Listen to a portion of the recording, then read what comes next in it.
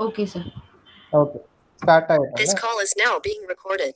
Yes. Everyone, the session is being recorded. Bindu, start. Yes.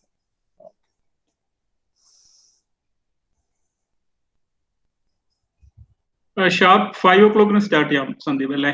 Yes. സമയമുണ്ട് sir, ഇപ്പോഴും സമയമുണ്ട്. 5 o'clock start ചെയ്യാം. ആൾക്കാർ ജോയിൻ ചെയ്യുന്നേ. സർ ഞാൻ എപ്പോഴും അൺമ്യൂട്ട് ചെയ്ത് വെക്കാം അല്ലേ? ബിക്കോസ് സ്ലൈഡ് തുടങ്ങി കഴിഞ്ഞാൽ പിന്നെ എസ്കേപ്പ് അടിച്ചാലേ അൺമ്യൂട്ട് ചെയ്യാൻ പറ്റുന്നുള്ളൂ. അൺമ്യൂട്ട് ചെയ്തേക്കാം.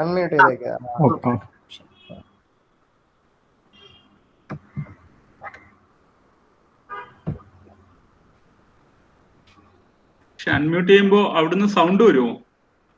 ഇല്ല സാറേ, ഇല്ല. അങ്ങനെയാണെങ്കിൽ ഒന്ന് സന്ദീപ് മാനേജ് ചെയ്താൽ മതി. ഞാൻ നോക്കിക്കോളാം.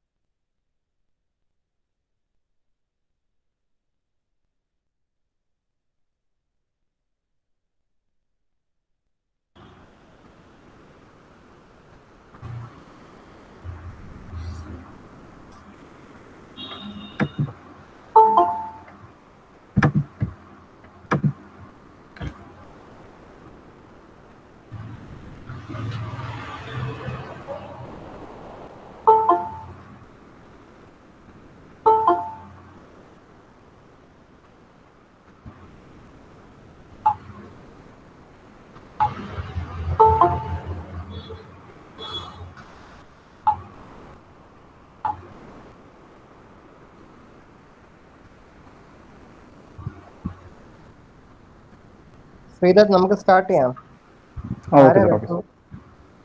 വെൽക്കം പറയുന്ന ആരാ? ഓക്കെ. നമസ്കാരം. ഗെറ്റ്നെറ്റ് ടീച്ചേഴ്സ് ഡെവലപ്മെന്റ് പ്രോഗ്രാമിന്റെ ഇന്നത്തെ ഈവനിങ് സെഷൻ ഇവിടെ ആരംഭിക്കുകയാണ്.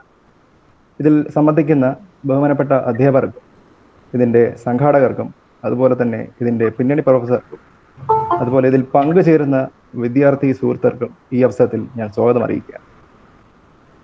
ഇന്ന് ഭരണഘടനയിലെ നിർദ്ദേശക തത്വങ്ങളെക്കുറിച്ചും അതുപോലെ മൗലിക കർത്തവ്യങ്ങളെക്കുറിച്ചുമുള്ള ക്ലാസ്സാണ് ഇന്ന് എടുത്തു പോവുക. കഴിഞ്ഞ ക്ലാസ്സിൽ ഇത് നമ്മൾ തുടങ്ങി വെച്ചിരുന്നതാണ്. അതിൻ്റെ തുടർച്ചയെന്നോണമാണ് ഈ ക്ലാസ് നടക്കുക. ഇന്ന് ക്ലാസ് എടുക്കാൻ എത്തിയിരിക്കുന്നത് നമ്മുടെ ഗവൺമെന്റ് ലോ കോളേജ് അധ്യാപകൻ കൂടിയായ സഫി മോഹൻ സാറാണ്. സാറിനെയും ഈ സെഷനിലേക്ക് സ്വാഗതം ചെയ്തുകൊണ്ട് നമുക്ക് ക്ലാസ്സിലേക്ക് പോവാം. Sir. Thank you very much. ഞാൻ ഇപ്പോൾ നമ്മൾ കഴിഞ്ഞ ക്ലാസ്സിൽ ചില ഏരിയാസ് എടുത്തിരുന്നു, പക്ഷെ ഞാനതൊന്ന് ഓടിച്ച് പോയിന്റ്സിലേക്ക് പറഞ്ഞിട്ട് നമുക്ക് ഇന്നത്തെ സെക്ഷനിലേക്ക് പോകാം. So I already mentioned some of the important section articles of the Directive Principles of State Policy, as mentioned in Article 36 to Article 51 of Indian Constitution, where I mentioned Article 36, 37, 38, 39 of the Indian Constitution, and not only that, but also Article 39 capital A of Indian Constitution.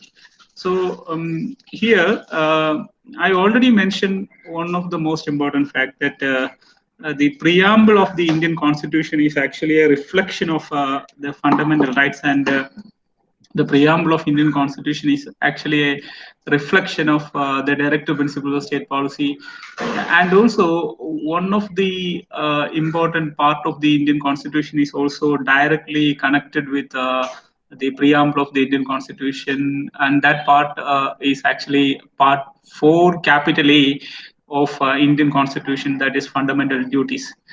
So, when you are considering the Directive Principles of State Policy, the most important fact which is keep in our mind is that the spirit of the preamble of the Constitution. And that is the one of the major reason why the Granville in Austin, he said the statement that he said that the Directive Principles of State Policy set forth the humanitarian socialist perspectives that were the aim of the Indian social revolution.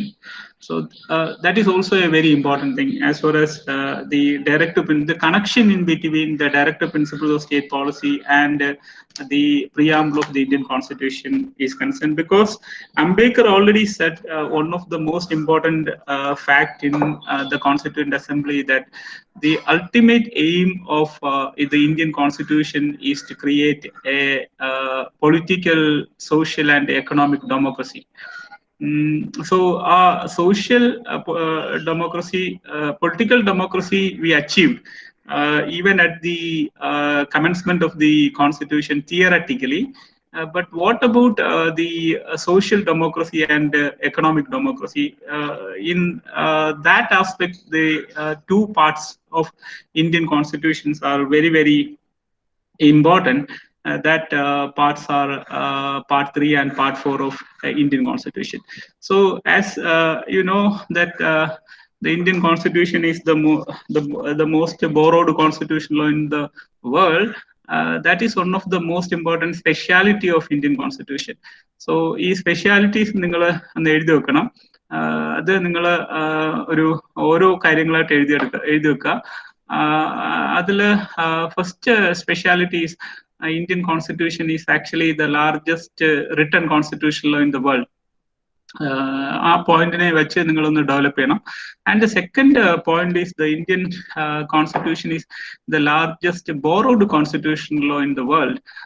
And as far as the borrowed constitutional law in the world is concerned, this particular part, the Directive Principles of State Policy, which has been incorporated from Article 45 of the Irish Constitution, because the Article 45 of the Irish Constitution also deals with the same basic concept, which is nothing but the Directive Principles of State Policy. So നമ്മുടെ directive principles of state policy article 45 of Irish കോൺസ്റ്റിറ്റ്യൂഷനിൽ നിന്ന് മാത്രമല്ല അതിന്റെ inspiration വന്നിട്ടുള്ളത്, but also the Universal Declaration of Human Rights. As you know that Universal Declaration of Human Rights is one of the initial resolution of the United Nations Organization, and 10th December on a particular date, and we are celebrating that particular day as an International Human Rights Day. So the Universal Human Declaration of Human Rights doesn't define the term human rights, but it is classified human rights into different categories, which include civil and political rights, economic, social, and cultural rights. So what is actually the directive principles of state policy is nothing but the social, economic, and cultural rights. So our social, economic, cultural rights we can see in Article 16 to Article 31 of the Universal Declaration of Human Rights. ഒരു comparative study നടത്തേണ്ടതാണ്. The Universal Declaration of Human Rights and the provisions which are there in the Directive Principles of State Policy. So we come to a conclusion that many of the provisions of the UDHR, which is mentioned in Article 16 to Article 31 of the UDHR are there in the Directive Principle of State Policy. Actually, it is not only Irish Constitution, but also the provisions of UDHR is an inspiration for the provisions which are contained in Part 4 of Indian Constitution. So next slide. So I already mentioned, as you know, what is the Directive Principle of State Policy, which are fundamental. You remember that word, fundamental. Even though the directive principles of state policies are human rights, which are fundamental. So the fundamental word is there in Part 3 of the Constitution, and that word is also there in the Part 4 of the Constitution, which has been mentioned in Article 37 of Indian Constitution. Indian Constitution Article 37 ഒരു fundamental എന്നുള്ള word ഉണ്ട്, അത് underline ചെയ്ത് പഠിക്കണം. Because so this is the speciality of the directive principle of state policy, because that word is there, that is fundamental. So that same word is there in the fundamental rights. So both are fundamental. That is the that is actually the findings of the Honorable Supreme Court of India in Kerala re-education bill case, and also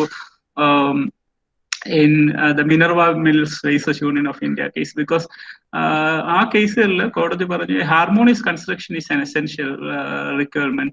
So why a harmonious construction is an essential requirement? അത് നമ്മൾ പഠിക്കേണ്ടതാണ്. അത് നമ്മൾ പഠിക്കുന്ന സമയത്ത് നമ്മൾ നോക്കേണ്ട, നമ്മൾ അതിനൊരു സ്റ്റാൻഡേർഡ് വെക്കണം. And what is actually that standard?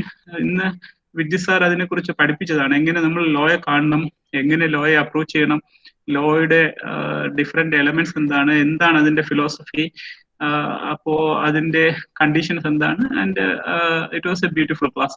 അപ്പൊ ഞാൻ പറഞ്ഞ point, that is also applicable in case of when you are studying constitution law also. അപ്പോ അങ്ങനെ നോക്കുന്ന സമയത്ത് നമ്മൾ നോക്കേണ്ട ഒരു പോയിന്റ് എന്താന്ന് വെച്ച് കഴിഞ്ഞാല്, which is the very important point, is the fundamental. Why these are fundamental? The fundamental rights and directive principles of state policies are fundamental. These are fundamental because without these rights, there is no development of the society. That is one of the major reason why Ambedkar said the directives. These directives are very important because it gives certain directions to the future legislature. So these directives are the directions. So that is also a very important thing. This is direction to the future legislation and the future executive to show in what manner they are to exercise the legislative and the executive power which will have. So അവരുടെ കയ്യിലുള്ള ലെജിസ്ലേറ്റീവും executive power എങ്ങനെ അവർ exercise ചെയ്യും എന്നുള്ളതിനെ കുറിച്ചുള്ള കൃത്യമായിട്ടുള്ള ഒരു direction ആണ് these directives. That is one of the major reason why these directives are called these are the directives and these are so important. So അപ്പൊ അത് നമ്മൾ കൂടുതൽ നമ്മളത് പഠിക്കുമ്പോൾ നമ്മൾ മനസ്സിലാക്കേണ്ട ഒരു കാര്യം എന്താണ്, what is the ultimate aim of this directive principle of state policy? One is to create a welfare state, and the second one is an egalitarian social order, in order to create an egalitarian social order, and also social and economic transformation, which is based on the principles of social justice. That is another purpose of this directive principles of state policy. a social and economic transformation based on the principles of social justice. And also, it is actually the duty of the state to promote a common good. So it is the duty of the state to promote common good. These are the some of the reason why these directive principles of state policies are fundamental. Even though these directive principles of state policies are non-justiciable, because the fundamental rights are justiciable because of Article 13 and Article 32 of Indian Constitution, and the directive principles of state policies are non-justiciable because of Article 37.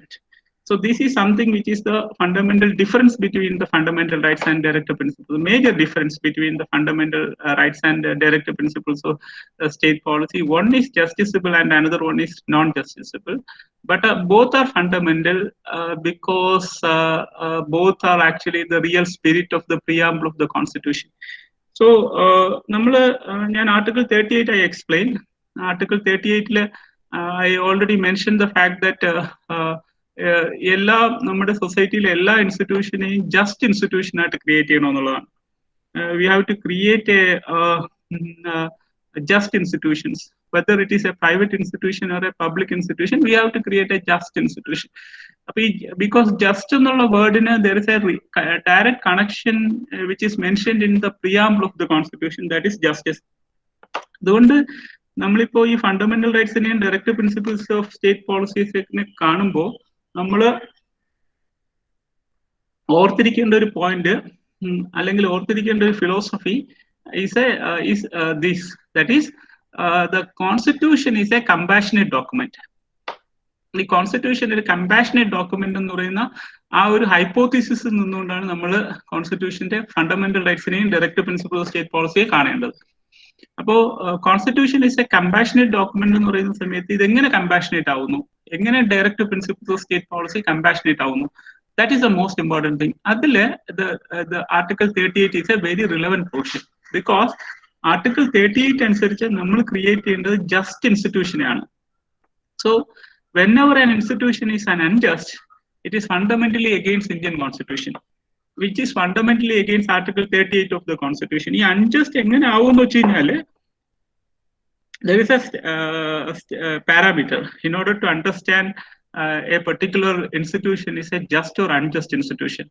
അതിന് അറിയാൻ പറ്റുന്ന ഒരു രീതി എന്താന്ന് വെച്ച് കഴിഞ്ഞാൽ അതിന് ചില സ്റ്റാൻഡേർഡ്സ് ഉണ്ട്. ആ സ്റ്റാൻഡേർഡ്സ് ഫോളോ ചെയ്താൽ മതിയാവും, അത് അറിയാൻ പറ്റും. പക്ഷെ it is the duty of the state, it is the duty of the state defined in Article 36 of the Constitution to create every institution a just institution. അപ്പൊ ഈ ജസ്റ്റ് ഇൻസ്റ്റിറ്റ്യൂഷൻ അല്ലാതാവുന്ന സാഹചര്യങ്ങളെ കുറിച്ച് നമുക്ക് പിന്നെ ചർച്ച ചെയ്യാം. പക്ഷെ അങ്ങനെ ചർച്ച ചെയ്യുന്ന സമയത്ത് നമ്മൾ നോക്കേണ്ടത് വാട്ട് ഈസ് ആക്ച്വലി ദ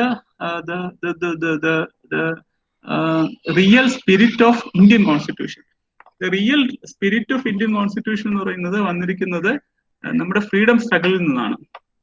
അപ്പോൾ ആ ഫ്രീഡം സ്ട്രഗിളിൽ നിന്ന് വരുന്ന സമയത്ത് എന്തൊക്കെയാണ്, what are the important concepts which are incorporated from our freedom struggle. അപ്പോൾ ആ ഫ്രീഡം സ്ട്രഗിളിൽ നിന്ന് നമ്മൾ ഇൻകോർപ്പറേറ്റ് ചെയ്തിരിക്കുന്ന കൺസെപ്റ്റ് എന്താന്ന് വെച്ച് കഴിഞ്ഞാല് അതിലെ ഫസ്റ്റ് കൺസെപ്റ്റ് എന്ന് പറയുന്നത് ഇറ്റ് ഈസ് ട്രൂത്ത്. ആ ട്രൂത്ത് എന്ന് പറയുന്ന കൺസെപ്റ്റ് ആണ്. And because as you know that the what is actually the motto of government of India, ആർക്കെങ്കിലും ഗൂഗിൾ ചാറ്റ് ചെയ്യാമോ? What is actually the motto of government of India? Government of ഇന്ത്യയുടെ motto എന്താണെന്ന് അറിയോ? Motto അതിന്റെ motto express ചെയ്തിട്ടുണ്ട്, which is actually yes, which is Satyameva Jayate. So ഇത് സത്യമേവ ജയതേ എന്ന് പറയുന്നത് യഥാർത്ഥത്തിൽ ഫ്രീഡം സ്ട്രഗിളിന്റെ ഒരു ഇമ്പോർട്ടന്റ് പോയിന്റ് ആണ്. കാരണം ഫ്രീഡം സ്ട്രഗിളിന്റെ സെൻട്രൽ പോയിന്റ് എന്ന് പറയുന്നത് ഇത് വാസ് ആക്ച്വലി മഹാത്മാഗാന്ധി. അപ്പൊ ഈ മഹാത്മാഗാന്ധി ഫ്രീഡം സ്ട്രഗിളിന്റെ സെൻട്രൽ പോയിന്റ് ആവുന്ന സമയത്ത് ഈ കോൺഗ്രസ് ലെഡ് ചെയ്തിരുന്ന കോൺഗ്രസ് ഉൾപ്പെടെയുള്ള അവര് ഫോളോ ചെയ്തിരുന്ന ഒരു പോയിന്റ് എന്ന് പറഞ്ഞു കഴിഞ്ഞാൽ ഇറ്റ് ഈസ് ട്രൂത്ത്. അപ്പൊ നമ്മൾ ഹോണസ്റ്റ് ആയിരിക്കും, നമ്മുടെ ഇനി വരുന്ന ഇൻസ്റ്റിറ്റ്യൂഷൻ ഹോണസ്റ്റ് ആയിരിക്കണം, നമ്മൾ ഹോണസ്റ്റ് ആയിരിക്കും വർക്ക് ചെയ്യുന്ന ആൾക്കാരായിരിക്കും. That is one of the major reason why ഗാന്ധിസത്തിന്റെ ഒരു എസെൻഷ്യൽ എലമെന്റ് ഹോണസ്റ്റി ആണ്. and which is mentioned by Gandhi in his autobiography, My Experience with Truth. So fundamentally, that is actually reflected in Indian Constitution. That is one of the major reason why corrupt institutions is against Constitution. Corrupt institution Constitution which is absolutely against the spirit of Article 38 of Indian Constitution, because നമ്മുടെ institution just ആയിരിക്കണം. അപ്പോൾ ആ just ആയിട്ടുള്ള institution അല്ലെങ്കിൽ അത് Indian constitution എതിരാണ്.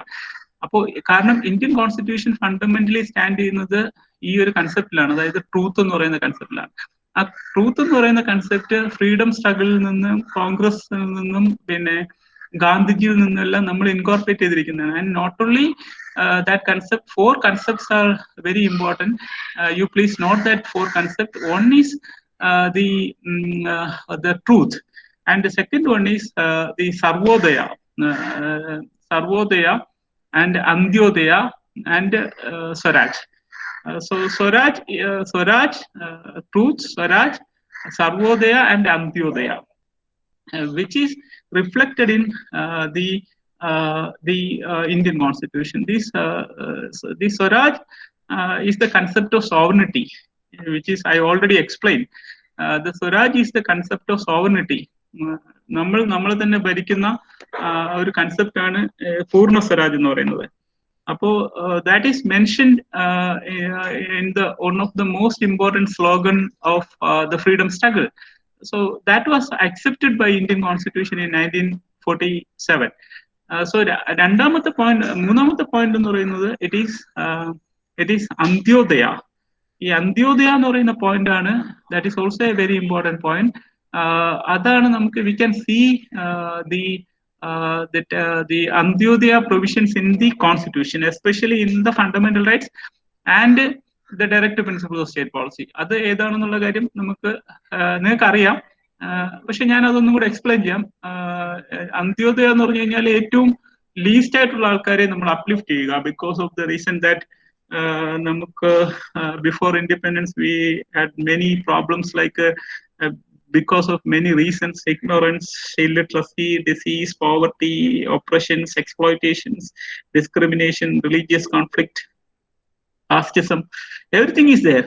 So അതെല്ലാം ഉള്ളത് കൊണ്ട് എന്താന്ന് വെച്ച് കഴിഞ്ഞാൽ നമ്മൾ ഏറ്റവും സൊസൈറ്റിയിലെ ഏറ്റവും പിന്നെ സാമൂഹികമായും സാമ്പത്തികമായും വിദ്യാഭ്യാസപരമായും പുറകെ നിൽക്കുന്ന ആൾക്കാരെ അപ്ലിഫ്റ്റ് ചെയ്യണം. That is actually the spirit of Antyodaya. Sarvodaya എന്ന് വെച്ച് കഴിഞ്ഞാൽ എല്ലാവരെയും നമ്മൾ ഒരുപോലെ ഉയർത്തിക്കൊണ്ടുവരാൻ ശ്രമിക്കണം. അപ്പോൾ എല്ലാവരെയും ഒരുപോലെ ഉയർത്തിക്കൊണ്ടുവരാൻ ശ്രമിക്കുകയും ഏറ്റവും പാവപ്പെട്ട ആൾക്കാർക്ക് വേണ്ടിയിട്ടുള്ള സ്പെഷ്യൽ പ്രൊവിഷൻ ഉണ്ടാക്കുക എന്നുള്ളതാണ്. That is the main spirit behind the Sarvodaya and Antyodaya. That concept is there in the directive principles of state policy, and that concept is there in the fundamental rights. That is the most important thing. So ആ ഒരു കൺസെപ്റ്റിനെ വെച്ചിട്ട് വേണം നമ്മൾ fundamental റൈറ്റ്സിനെയും directive പ്രിൻസിപ്പിൾസിനെയും പ്രിയാമ്പിളിനെയും fundamental ഡ്യൂട്ടിയൊക്കെ കാണേണ്ടത്. So you please note that 4 points. One is the truth, second one is the Purna Swaraj, and third one is Antyodaya and Sarvodaya. ഞാൻ അതിലേക്ക് പോകുമ്പോൾ പിന്നെ 39, I already mentioned the relevancy of Article 39, and Article 39 deals with all these rights. And അതിന്റെ കൂടുതൽ further explanation നമുക്ക് പിന്നെ നോക്കാം. I already explained these provisions. And Article 40 and Article 40 Article 40ലേക്ക് പോകും.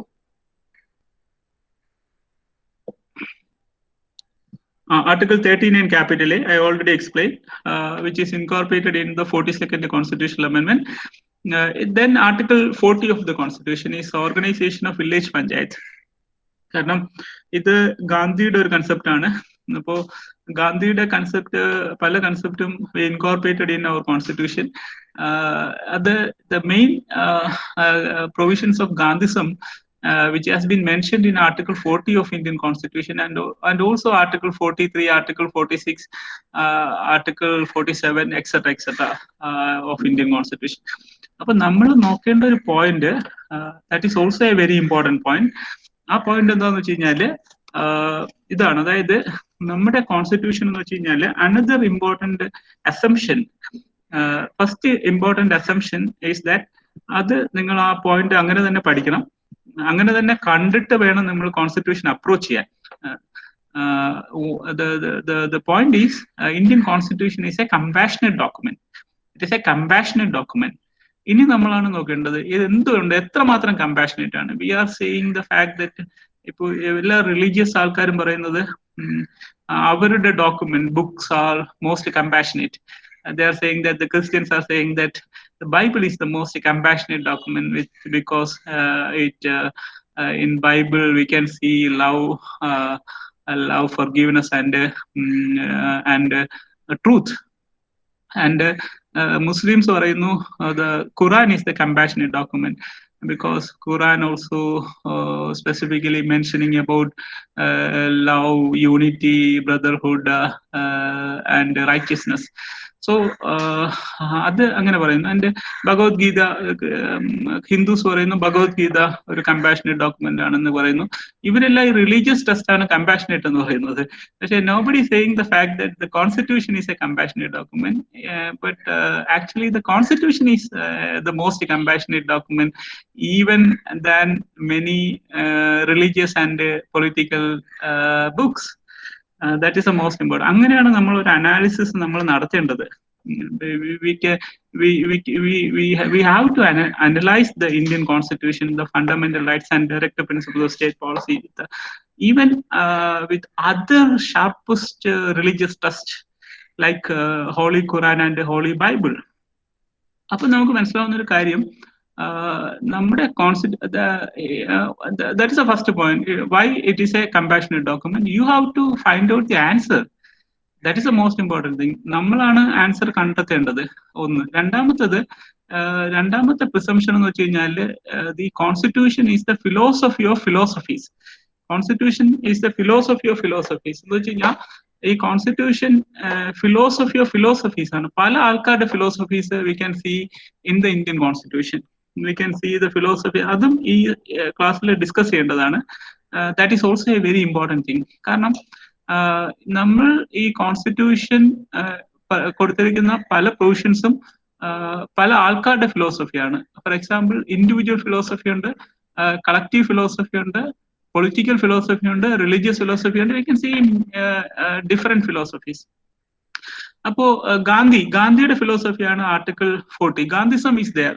ഇപ്പൊ ഗാന്ധിസം ഇന്ത്യൻ കോൺസ്റ്റിറ്റ്യൂഷനിൽ ഉണ്ടോ എന്ന് ചോദിച്ചു കഴിഞ്ഞാൽ യെസ്. മാർക്സിസം ഇന്ത്യൻ കോൺസ്റ്റിറ്റ്യൂഷനിൽ ഉണ്ടോ എന്ന് വെച്ച് കഴിഞ്ഞാൽ യെസ്. നെഹ്റുയിസം ഇന്ത്യൻ കോൺസ്റ്റിറ്റ്യൂഷനിൽ ഉണ്ടോ എന്ന് വെച്ച് കഴിഞ്ഞാൽ yes. Because Nehru is itself is the architect of the preamble of the Indian Constitution, and Nehru in the Constituent Assembly said one of the most important fact that Nehru said the preamble of the Indian Constitution is the heart and soul of Indian Constitution, and Ambedkar said it is not the preamble but Article 32. That is the power of the Supreme Court to issue writs is actually the heart and soul of Indian Constitution. But Nehru said the heart and soul of Indian Constitution is the preamble of the Indian Constitution, because it is also, I think, which is very, very important idea, because of the reason that the preamble is actually a reflection of the fundamental rights and the directive principles of state policy. So അപ്പൊ ഞാൻ പറയുന്നത് നെഹ്റുവിന്റെ concept ഉണ്ട്. ഈ നെഹ്റുവിന്റെ concept of socialism is there in the constitution. Even though നെഹ്റുവിന്റെ സമയത്ത് socialism എന്നുള്ള ഒരു വേർഡ് ഇന്ത്യൻ കോൺസ്റ്റിറ്റ്യൂഷനിൽ ഇല്ലായിരുന്നെങ്കിൽ പോലും നെഹ്റുവിന്റെ പക്ഷേ നെഹ്റുവിന്റെ concept of socialism is there because 5-year plan Nehru ആണ് കൊണ്ടുവന്നത്, which is incorporated from Soviet Union. And Soviet Union is actually a socialist country. Soviet Union ഒരു സോഷ്യലിസ്റ്റ് കൺട്രി ആയിരുന്നു. അപ്പോൾ പിന്നെ നാഷണലൈസേഷൻ നടത്തി ഹെവി ഇൻഡസ്ട്രീസിനെ, ലൈക്ക് കോൾ, സ്റ്റീൽ, ഇലക്ട്രിസിറ്റി. അതെല്ലാം Nehru 1952 nationalise ചെയ്തു. ഇത് നാഷണലൈസ് ചെയ്യണമെന്നുള്ളത് it is a basic concept of Marxism. Because communist മാനിഫെസ്റ്റോയില് മാർക്സ് പറഞ്ഞേക്കുന്ന ഒരു കൺസെപ്റ്റാണ് മാക്സിമം നാഷണലൈസ് ചെയ്യണം. ഇറ്റ് ഈസ് എ പ്രൈവറ്റൈസേഷൻ എതിർക്കാണ്. ബിക്കോസ് പ്രൈവറ്റൈസേഷൻ ചെയ്ത് കഴിഞ്ഞാൽ ഓരോ രാജ്യത്തെയും കോൺസ്റ്റിറ്റ്യൂഷൻ നൽകുന്ന റൈറ്റ്സ് ഇൻഡിവിജ്വൽസിന് കിട്ടാതെ വരും. Because we can enforce these rights only against the state. We cannot enforce these rights against a private individual. അതുകൊണ്ട് മാർക്സ് പറഞ്ഞത് നമ്മുടെ ഒരു രാജ്യം ത്തെ എല്ലാ ഇൻസ്റ്റിറ്റ്യൂഷനും directly or indirectly under the control of the state. So അതുകൊണ്ട് പ്രൈവറ്റ് ഇൻസ്റ്റിറ്റ്യൂഷൻസ് പബ്ലിക് ഇൻസ്റ്റിറ്റ്യൂഷൻ ആക്കി മാറ്റേണ്ട ഉത്തരവാദിത്വം സ്റ്റേറ്റിനുണ്ട് എന്നുള്ളത് it is a socialist Marxian idea which is there in the constitution which is also accepted by Nehru. ഞാൻ പറഞ്ഞു വന്ന point എന്താണെന്ന് വെച്ച് കഴിഞ്ഞാല് ഈ കൺസെപ്റ്റ് എല്ലാം these concept are there. So the Gandhian concept is there. That Gandhian concept is there in the Indian Constitution in Article 40. And you know the village panchayat. അപ്പം വിദ്യുത്ത് പറഞ്ഞതുപോലെ തന്നെ നമുക്ക് എല്ലാം നിങ്ങളെ പഠിപ്പിക്കേണ്ട കാര്യമില്ല. നിങ്ങൾ വളരെ എല്ലാം കഴിഞ്ഞവരുണ്ട്, എല്ലാം ചെയ്തുകൊണ്ടിരിക്കുന്നവരുണ്ട്, ടീച്ചേഴ്സ് ഉണ്ട്. അപ്പൊ നിങ്ങൾക്കൊരു ഗൈഡൻസ് ആണ് വേണ്ടത്. ആ ഗൈഡൻസ് ആണ് നമുക്ക് ഇപ്പൊ നമ്മൾ തരാൻ ശ്രമിക്കുന്നത്. ആ ഗൈഡൻസ് തന്നെ ഇനഫ് ഒന്ന്. രണ്ടാമത് നിങ്ങൾ കുറച്ച് കൂടുതൽ സമയം ഒരു 1 hour ഒക്കെ കൂടുതൽ ഒന്ന് വായിച്ചാൽ മതി, നിങ്ങൾക്ക് ഐഡിയ കിട്ടും. അതിൽ ഞാൻ നിങ്ങൾക്ക് ഈ ലാസ്റ്റ് ക്ലാസിന്റെ അവസാനം ചില കാര്യങ്ങളൊന്ന് സൂചിപ്പിക്കേണ്ടതായിട്ടുണ്ട് എന്ന് കരുതുന്നു. അത് ഞാൻ സൂചിപ്പിക്കാം. പക്ഷെ ഞാൻ പറയുന്നത് ഈ കൺസെപ്റ്റ്, നിങ്ങൾ കൺസെപ്റ്റിലാണ് കോൺസെൻട്രേറ്റ് ചെയ്യേണ്ടത്. എങ്ങനെ ഈ കൺസെപ്റ്റ് വരുന്നത്, പ്രത്യേകിച്ച് ഈ പറഞ്ഞ ജൂറിസ്പ്രുഡൻസും കോൺസ്റ്റിറ്റ്യൂഷൻ ലോ പോലുള്ള സബ്ജക്റ്റില് നമ്മൾ അങ്ങനെ അത് പഠിക്കേണ്ട. എല്ലാ സബ്ജക്റ്റിനെയും നമ്മൾ ആ രീതിയിൽ കാണേണ്ടതായിട്ടുണ്ട്. അല്ലാതെ ഒരു ബെയറായിട്ടുള്ള റീഡിങ്ങിലേക്കല്ല നമ്മൾ പോവേണ്ടത്. Comparative study is a very important thing. That is one of the major reason why UGCയിൽ നമ്മൾ പുതിയൊരു സിലബസ് നിങ്ങൾക്ക് ആഡ് ചെയ്തിട്ടുണ്ട്. അത് കമ്പാരിറ്റീവ് ലോ ആണ്. That is a 10th subject. അപ്പൊ അത് കൊണ്ടുവന്നതിന്റെ കാരണം തന്നെ നിങ്ങളൊരു ക്രിട്ടിക്കലി അനലൈസ് ചെയ്യുന്നതിന് വേണ്ടിയിട്ടാണ് കൊണ്ടുവന്നിരിക്കുന്നത്. അങ്ങനെ ക്രിട്ടിക്കൽ അനാലിസിസ് നമുക്ക് എല്ലാ നിയമത്തിലും നടത്താൻ പറ്റും, including the constitution law. Because of the reason that the Constitution Law of India is the largest borrowed constitution law in the world. അപ്പോൾ ഈ ഗാന്ധിസം എവിടെയൊക്കെ റിഫ്ലക്ട് ചെയ്തിട്ടുണ്ട്? One is article 40.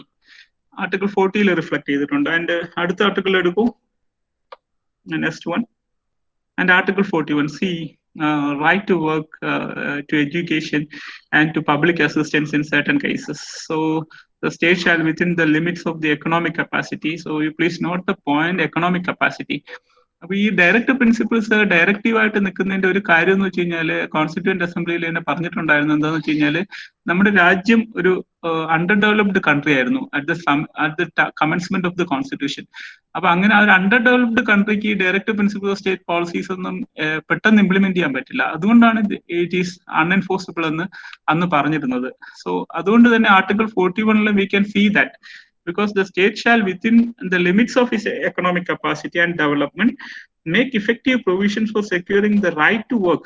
So that is the first point, the right to work. So the right to work is actually a direct principle of state policy, and it is actually not a fundamental right. And to education, you please note the point education. You please note the point education. And to public assistance in cases of unemployment, old age, sickness, and disablement, and in other cases of underserved ones. So these are the very important points. So you please note point number 1, right to work. Second one is education, public assistance in cases. ഇതിലാണ് നമുക്ക് ഈ social justice ഡിപ്പാർട്ട്മെന്റിനുണ്ട് the central government and state government. അതിന്റെ മന്ത്രിയാണ് നമ്മുടെ ടീച്ചറാണ് അതിന്റെ മന്ത്രി. അപ്പോ സോഷ്യൽ ജസ്റ്റിസ് ഡിപ്പാർട്ട്മെന്റ് ഈ കാര്യങ്ങളാണ് വരുന്നത്. One is social justice department മാത്രമല്ല, അതിനുള്ളിൽ സെപ്പറേറ്റ് ആയിട്ട് ചൈൽഡ് ആൻഡ് വിമൻ ആണ്, വിമൻ ആൻഡ് ചൈൽഡ്.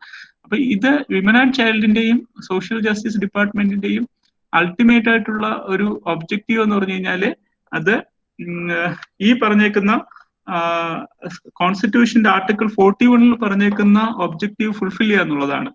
ഈ സോഷ്യൽ ജസ്റ്റിസ് ഡിപ്പാർട്ട്മെന്റ് കീഴിൽ വരുന്നതാണ് ഡിസേബിൾഡ് ആയിട്ടുള്ള ആൾക്കാരുടെ കാര്യം, old age, transgenders, probation etcetera. അപ്പോ ഇത്രയും കാര്യങ്ങളാണ് അതിനുള്ളിൽ വരുന്നത്. പിന്നെ വിമൻ ആൻഡ് ചൈൽഡ് വരുന്നുണ്ട്. സോ ഇവരുടെ അപ്ലിഫ്റ്റ്മെന്റ് എന്ന് പറഞ്ഞു കഴിഞ്ഞാൽ it is mentioned in article 41 of Indian constitution. So you know that many laws are enacted by the parliament and state legislature in order to implement these directive principles of state policies. ഇത് implement ചെയ്യുന്നതിന് വേണ്ടിയിട്ട് ധാരാളം നിയമങ്ങൾ വന്നിട്ടുണ്ട്. You please note that laws also. നിങ്ങൾ note എഴുതുമ്പോൾ ആ ലോസും കൂടെ ഒന്ന് എഴുതി വെക്കണം. That is also very important. നിങ്ങൾ നോട്ട് പ്രിപ്പയർ ചെയ്താണ് പഠിക്കേണ്ടത്. അപ്പോൾ ആ ലോസും കൂടെ നിങ്ങൾ എഴുതി വെക്കണം. So the next article is, you please note, next article, Article 42. Article 42, provision for just and human condition of work and maternity relief. അപ്പോൾ സ്ത്രീകൾക്ക് ഒരു പ്രൊട്ടക്ഷൻ കിട്ടുന്ന ഒരു ആർട്ടിക്കിളാണ് article 42. It is a maternity relief. അപ്പോൾ ഈ സ്ത്രീകളുടെ അവകാശങ്ങളെ കുറിച്ച് നിങ്ങൾ you have to find out what are the different provisions and judgments which are there in the part 3 and part 4 of Indian constitution. അപ്പോൾ അത് ആർട്ടിക്കിൾ 15 ക്ലോസ് 3 മുതൽ ഇങ്ങോട്ട് വരുന്നുണ്ട്. സോ അത് നിങ്ങൾ എഴുതി വെക്കണം. അത് ഓരോ ആർട്ടിക്കിളായിട്ട് ഏതൊക്കെ ആർട്ടിക്കിള് സ്ത്രീകളുടെ അവകാശങ്ങൾ വരുന്നുണ്ടോ എന്നുള്ളത് എഴുതി വെക്കണം. അപ്പൊ അങ്ങനെ എഴുതി വെച്ച് പഠിക്കുന്ന സമയത്ത് സിസ്റ്റമാറ്റിക് ആവും. So the maternity relief, Maternity Benefit Act is also the constitutional source of the Maternity Benefit Act is also Article 42 of Indian Constitution.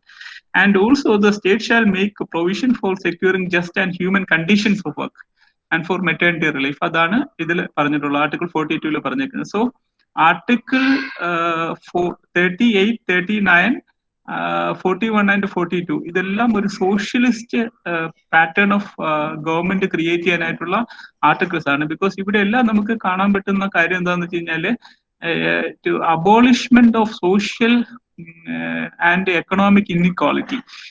സോഷ്യലും economic ആയിട്ടുള്ള ഇൻഇക്വാലിറ്റി അബോളിഷ് ചെയ്യുക എന്നുള്ളതാണ് ഇതിന്റെ ഈ ആർട്ടിക്കിൾസിന്റെ ഉദ്ദേശം.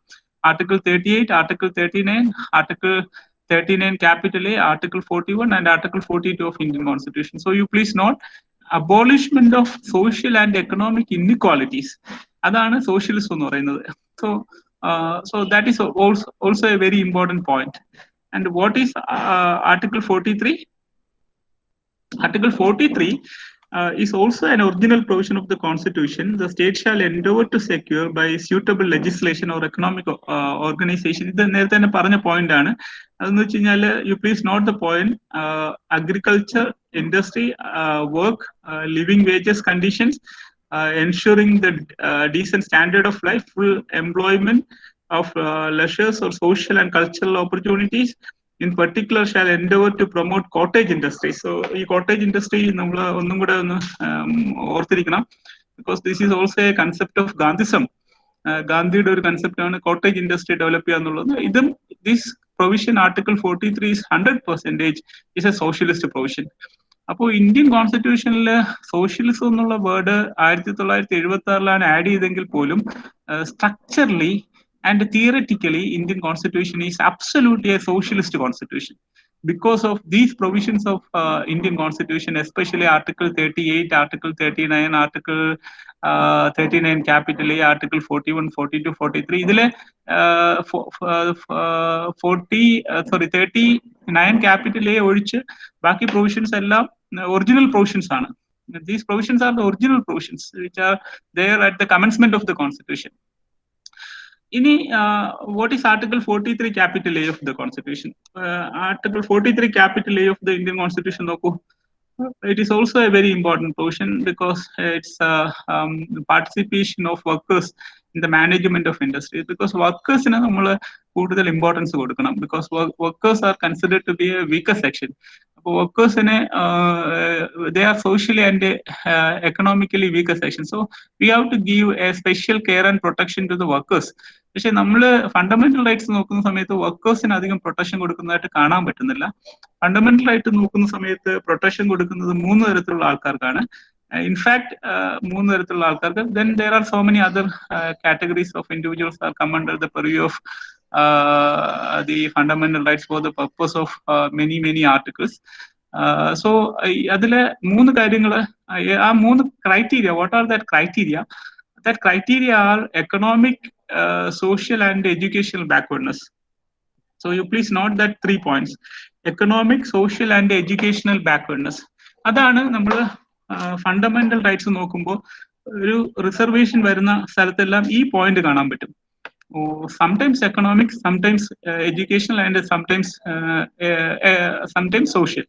അപ്പൊ ഈ ബാക്ക്വേർഡ്നെസ് ആണ്. പക്ഷേ direct principles of state policy നോക്കുന്ന സമയത്ത് നമുക്ക് കാണാൻ പറ്റുന്ന ഒരു പോയിന്റ് എന്ന് പറഞ്ഞു കഴിഞ്ഞാൽ വർക്കേഴ്സിനെ പ്രൊട്ടക്ട് ചെയ്യുന്നുണ്ട് ധാരാളം.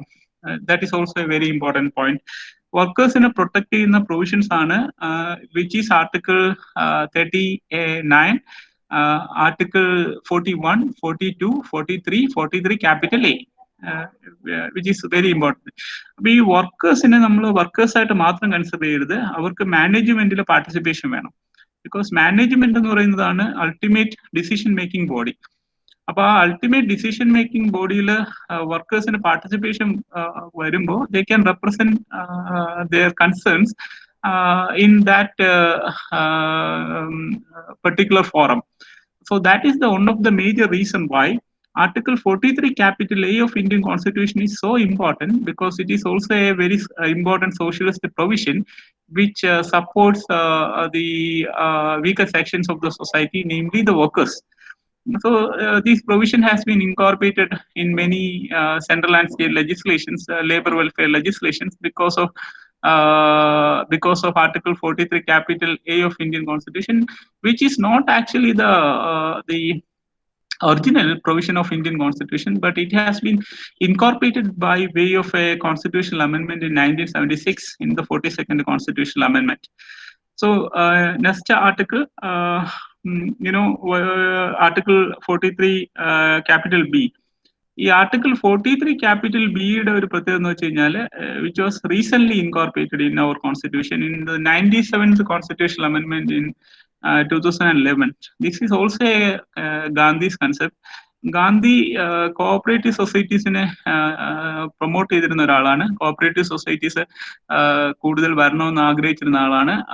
അപ്പോൾ ഇത് അത്രേ പറയുന്നുള്ളൂ, കോഓപ്പറേറ്റീവ് സൊസൈറ്റീസിനെ നമ്മൾ പ്രൊമോട്ട് ചെയ്യുക, which is laid down in 43B of the Constitution, which says that the state shall endeavor to promote voluntary formation and autonomous functioning and democratic control and professional management of cooperative societies. So, see, 43 capital B, which is incorporated in 97th Constitutional Amendment in 2011, ഈ സമയത്ത് തന്നെ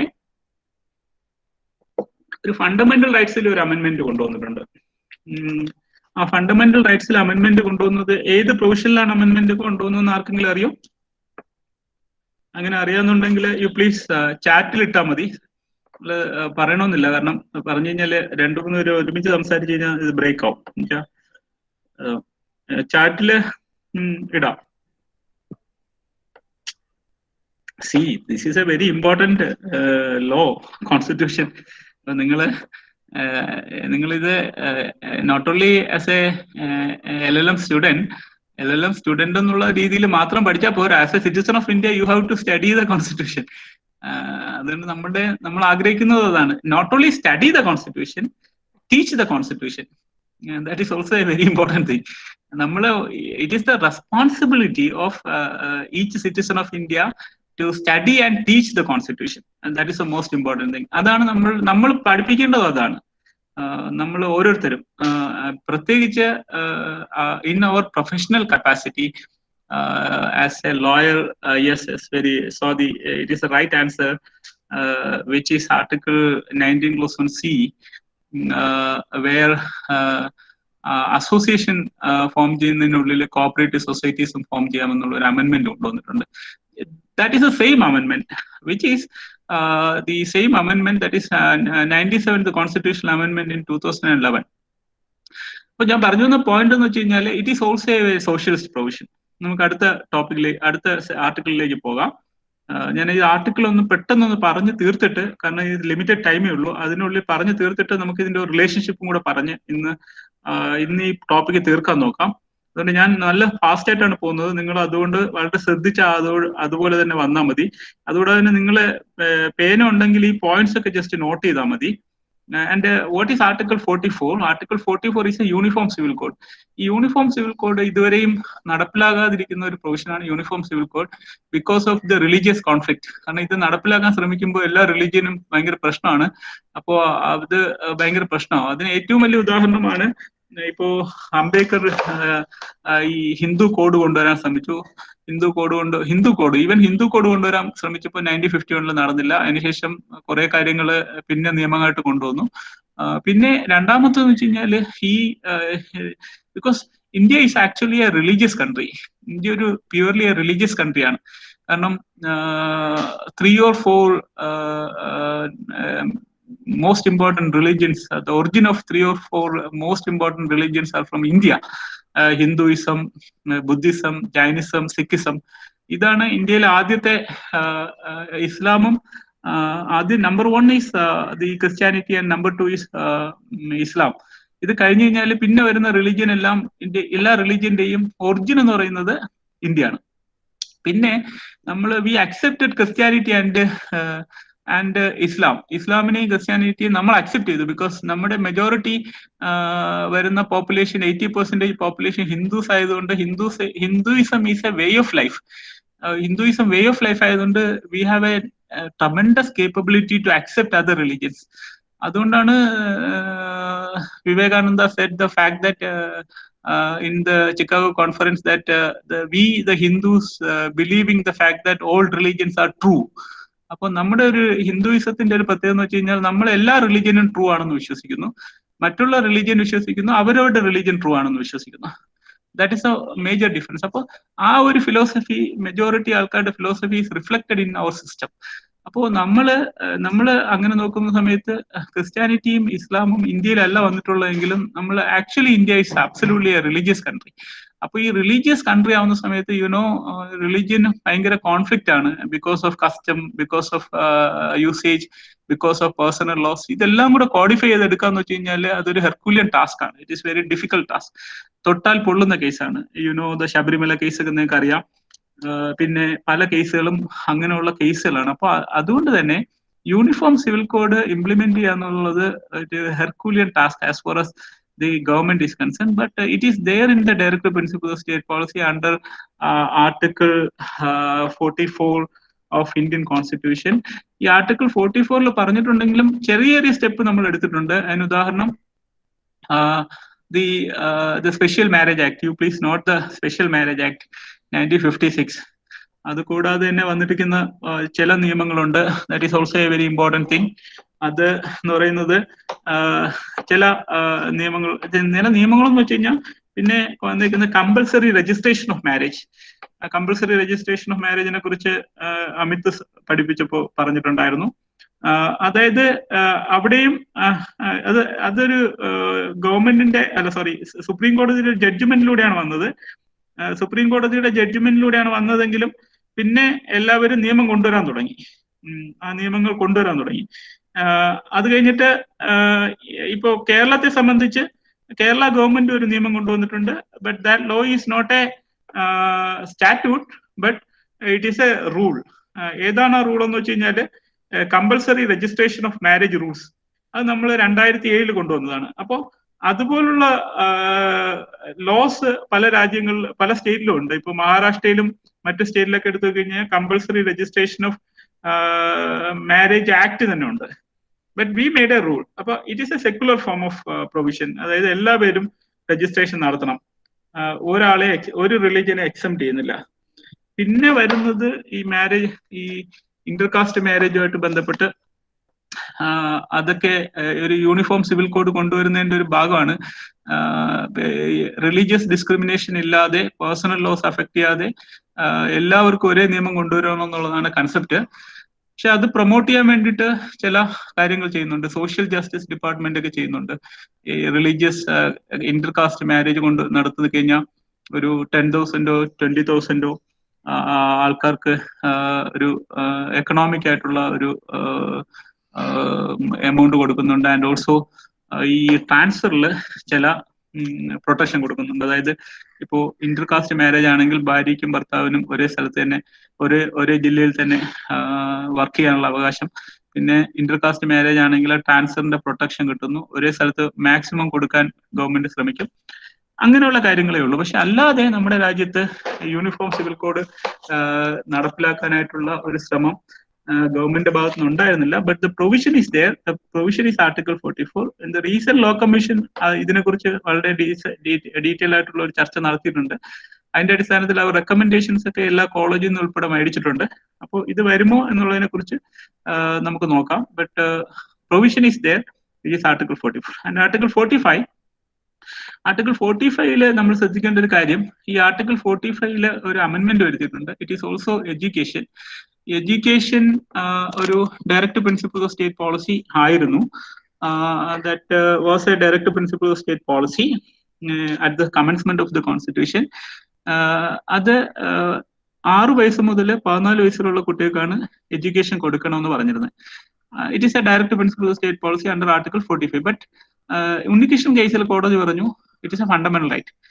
പിന്നെ നമ്മളൊരു ഇതൊരു fundamental right ആയിട്ട് convert ചെയ്യാനായിട്ട് the parliament decided to convert this right, the directive principles of state policy, into a fundamental right, and they amended the Indian constitution and incorporated a new provision in the fundamental rights, that is article 21 capital A, which has been incorporated in the 42nd constitutional amendment in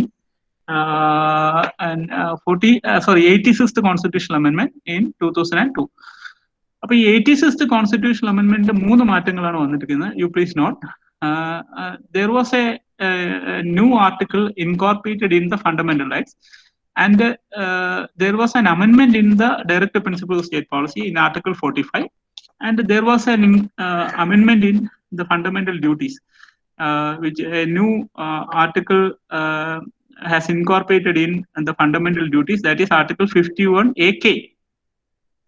അപ്പോ ഇത് മൂന്ന് കാര്യങ്ങളാണ് പറയുന്നത്. ഒന്ന്, ഈ article 45 ഒരു മാറ്റം വന്നത്, ഇത് 6 വയസ്സിന് താഴെയുള്ള കുട്ടികളെ പ്രൊട്ടക്ട് ചെയ്യുന്ന ആർട്ടിക്കിളായിട്ട് മാറി. ആർട്ടിക്കിൾ 45 6 വയസ്സിന് താഴെയുള്ള കുട്ടികളെ പ്രൊട്ടക്ട് ചെയ്യുന്ന ആർട്ടിക്കിളായിട്ട് മാറി ആർട്ടിക്കിൾ 45. പക്ഷേ ആർട്ടിക്കിൾ 21A എന്ന് പറയുന്നത് 14 വയസ്സിനും താഴെയുള്ള കുട്ടികളെ, 6 വയസ്സിന് മുകളിലുള്ള കുട്ടികൾക്ക് free and compulsory education through A suitable legislation, നിയമത്തിലൂടെ നമ്മൾ ഫ്രീ ആൻഡ് കമ്പൽസറി എഡ്യൂക്കേഷൻ കൊടുക്കണം. പിന്നെ ഇതൊരു ഫണ്ടമെന്റൽ ഡ്യൂട്ടി ആയിട്ട് മാറി. It is a duty of the parents to provide compulsory education to their children's.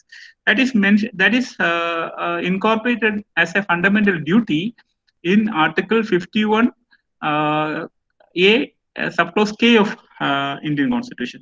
അപ്പൊ ഇത്രയും കാര്യങ്ങളാണ് ഇതുമായിട്ട് ബന്ധപ്പെട്ട് ഓർത്തിരിക്കേണ്ടത്. അതിന്റെ ഫർദർ ആയിട്ടുള്ള പോയിന്റ്സ് ഞാൻ ആഡ് ചെയ്യാം. Then 46. ഈ 46-ല് promotion of educational and economic interest of the scheduled caste and scheduled tribes and other weaker sections ആണ്. It is also a socialist provision. Socialist provision എന്ന് പറയുമ്പോൾ ഇതിൽ ഓർത്തിരിക്കേണ്ട ഒരു പോയിന്റ്, ഇത് ആരുടെ ഇൻട്രസ്റ്റ് പ്രൊട്ടക്ട് ചെയ്യുന്ന വെച്ച് കഴിഞ്ഞാൽ എക്കണോമിക് ആൻഡ് എഡ്യൂക്കേഷണൽ ഇൻട്രസ്റ്റ് ആണ്. It is A most important thing. Point number 1, economic and educational interest, and second one is protection of scheduled caste and scheduled tribe. ഈ ഷെഡ്യൂൾഡ് കാസ്റ്റിനെയും scheduled ട്രൈബിനെയും protect ചെയ്യുന്ന ഒരേ ഒരു ഡയറക്റ്റ് പ്രിൻസിപ്പിൾ ഓഫ് സ്റ്റേറ്റ് പോളിസിയാണ് this is article 46, because the word scheduled caste and scheduled tribe is there in article 46 of Indian constitution. അപ്പോൾ അതിന്റെ relevancy നമുക്ക് നോക്കാന്നുള്ളതാണ്. ഈ ഷെഡ്യൂൾഡ് കാസ്റ്റിനെയും ഷെഡ്യൂൾഡ് ട്രൈബിനെയും പ്രൊട്ടക്ട് ചെയ്തുകൊണ്ട് വരുന്ന നിയമങ്ങളുടെ ബാക്ക് ബോൺ എന്ന് പറയുന്നത് ഇറ്റ് ഈസ് ആർട്ടിക്കിൾ 46. അപ്പോ അതിന്റെ റിലേഷൻഷിപ്പ് ഉണ്ട്, റിലേഷൻഷിപ്പ് വിത്ത് ഫണ്ടമെന്റൽ റൈറ്റ്സ്. അത് നമ്മൾ നോക്കേണ്ടതാണ്. അത് I will explain what is the relationship between article 46 and some of the fundamental rights. So ഇപ്പൊ നിങ്ങൾ ഓർത്തിരിക്കുക 3 കാര്യങ്ങളാണ്. വൺ ഈസ് ആർട്ടിക്കിൾ 46 പ്രൊട്ടക്ട് ചെയ്യുന്നത് 3 കാര്യങ്ങളാണ്. That is very important. One is economic interest and educational interest of weaker section, including scheduled caste and scheduled tribes. Next. 47. Yes, it is the duty of the state to raise the level of nutrition and the standard of living and improving public health. It is also a very important article. You please note the point. The development-ന്റെ ഒരു point ആണ്. Because നമ്മുടെ ഒരു human rights jurisprudence എന്ന് വെച്ച് കഴിഞ്ഞാൽ, as you know that human rights ഒരിടത്തും define ചെയ്തിട്ടില്ല. Even in Indian constitution the human rights doesn't define in any provisions of the constitution. പക്ഷേ ഈ കോൺസ്റ്റിറ്റ്യൂഷനിൽ പറഞ്ഞേക്കുന്നത് fundamental rights and direct principles of state policy എന്നാണ് പറഞ്ഞിട്ടുള്ളത്. Fundamental rights are civil and political rights and direct principle of state policies are economic, social and cultural rights. പക്ഷേ international ലെവലിൽ accept ചെയ്തിരിക്കുന്ന മറ്റൊരു ഹ്യൂമൻ റൈറ്റ്സും കൂടെ ഉണ്ട്. That is right to development. Right to development. That right to development is a very important human rights. ഈ right to ഡെവലപ്മെന്റിനുള്ളിൽ വരുന്ന ഒരു റൈറ്റ് ആണ് ആർട്ടിക്കിൾ 37 എന്ന് പറയുന്നത്. അതായത് നമുക്കൊരു ഒരു ഹൈജീനിക് കണ്ടീഷൻ ഓഫ് ലിവിങ് വേണം. That hygienic condition of living is a part of human dignity and liberty of individual laid down in Article 21 of Indian Constitution, which was so held in number of judgments. which are so held in number of judgments. അപ്പൊ അങ്ങനെ number of judgmentil അത് പറഞ്ഞിട്ടുണ്ട് തന്നെ you please find out the relationship between Article 47 and Article 21 and many other fundamental rights of the Indian Constitution. ഇതൊരു international concept ആണ്. ആ concept which is there in the UDHR and it is also there in the Convention on Economic, Social and Cultural Rights 1966. But it is also a very important thing. The state shall regard the raising of the level of nutrition and the standard of living and its people and the improvement of public health. And it is also a very important thing. It is improvement of public health. And the state shall endeavor bringing about prohibition of the consumption of alcohol, അങ്ങനെയുള്ള intoxicated substance നമുക്ക് വേണമെങ്കിൽ prohibit ചെയ്യാം. ഏത് provision ഉപയോഗിച്ച് prohibit ചെയ്യാന്ന് വെച്ച് കഴിഞ്ഞാൽ by using article 47. കേരളത്തിൽ ഉൾപ്പെടെ ഇത് പ്രൊഹിബിറ്റ് ചെയ്തിരുന്നു.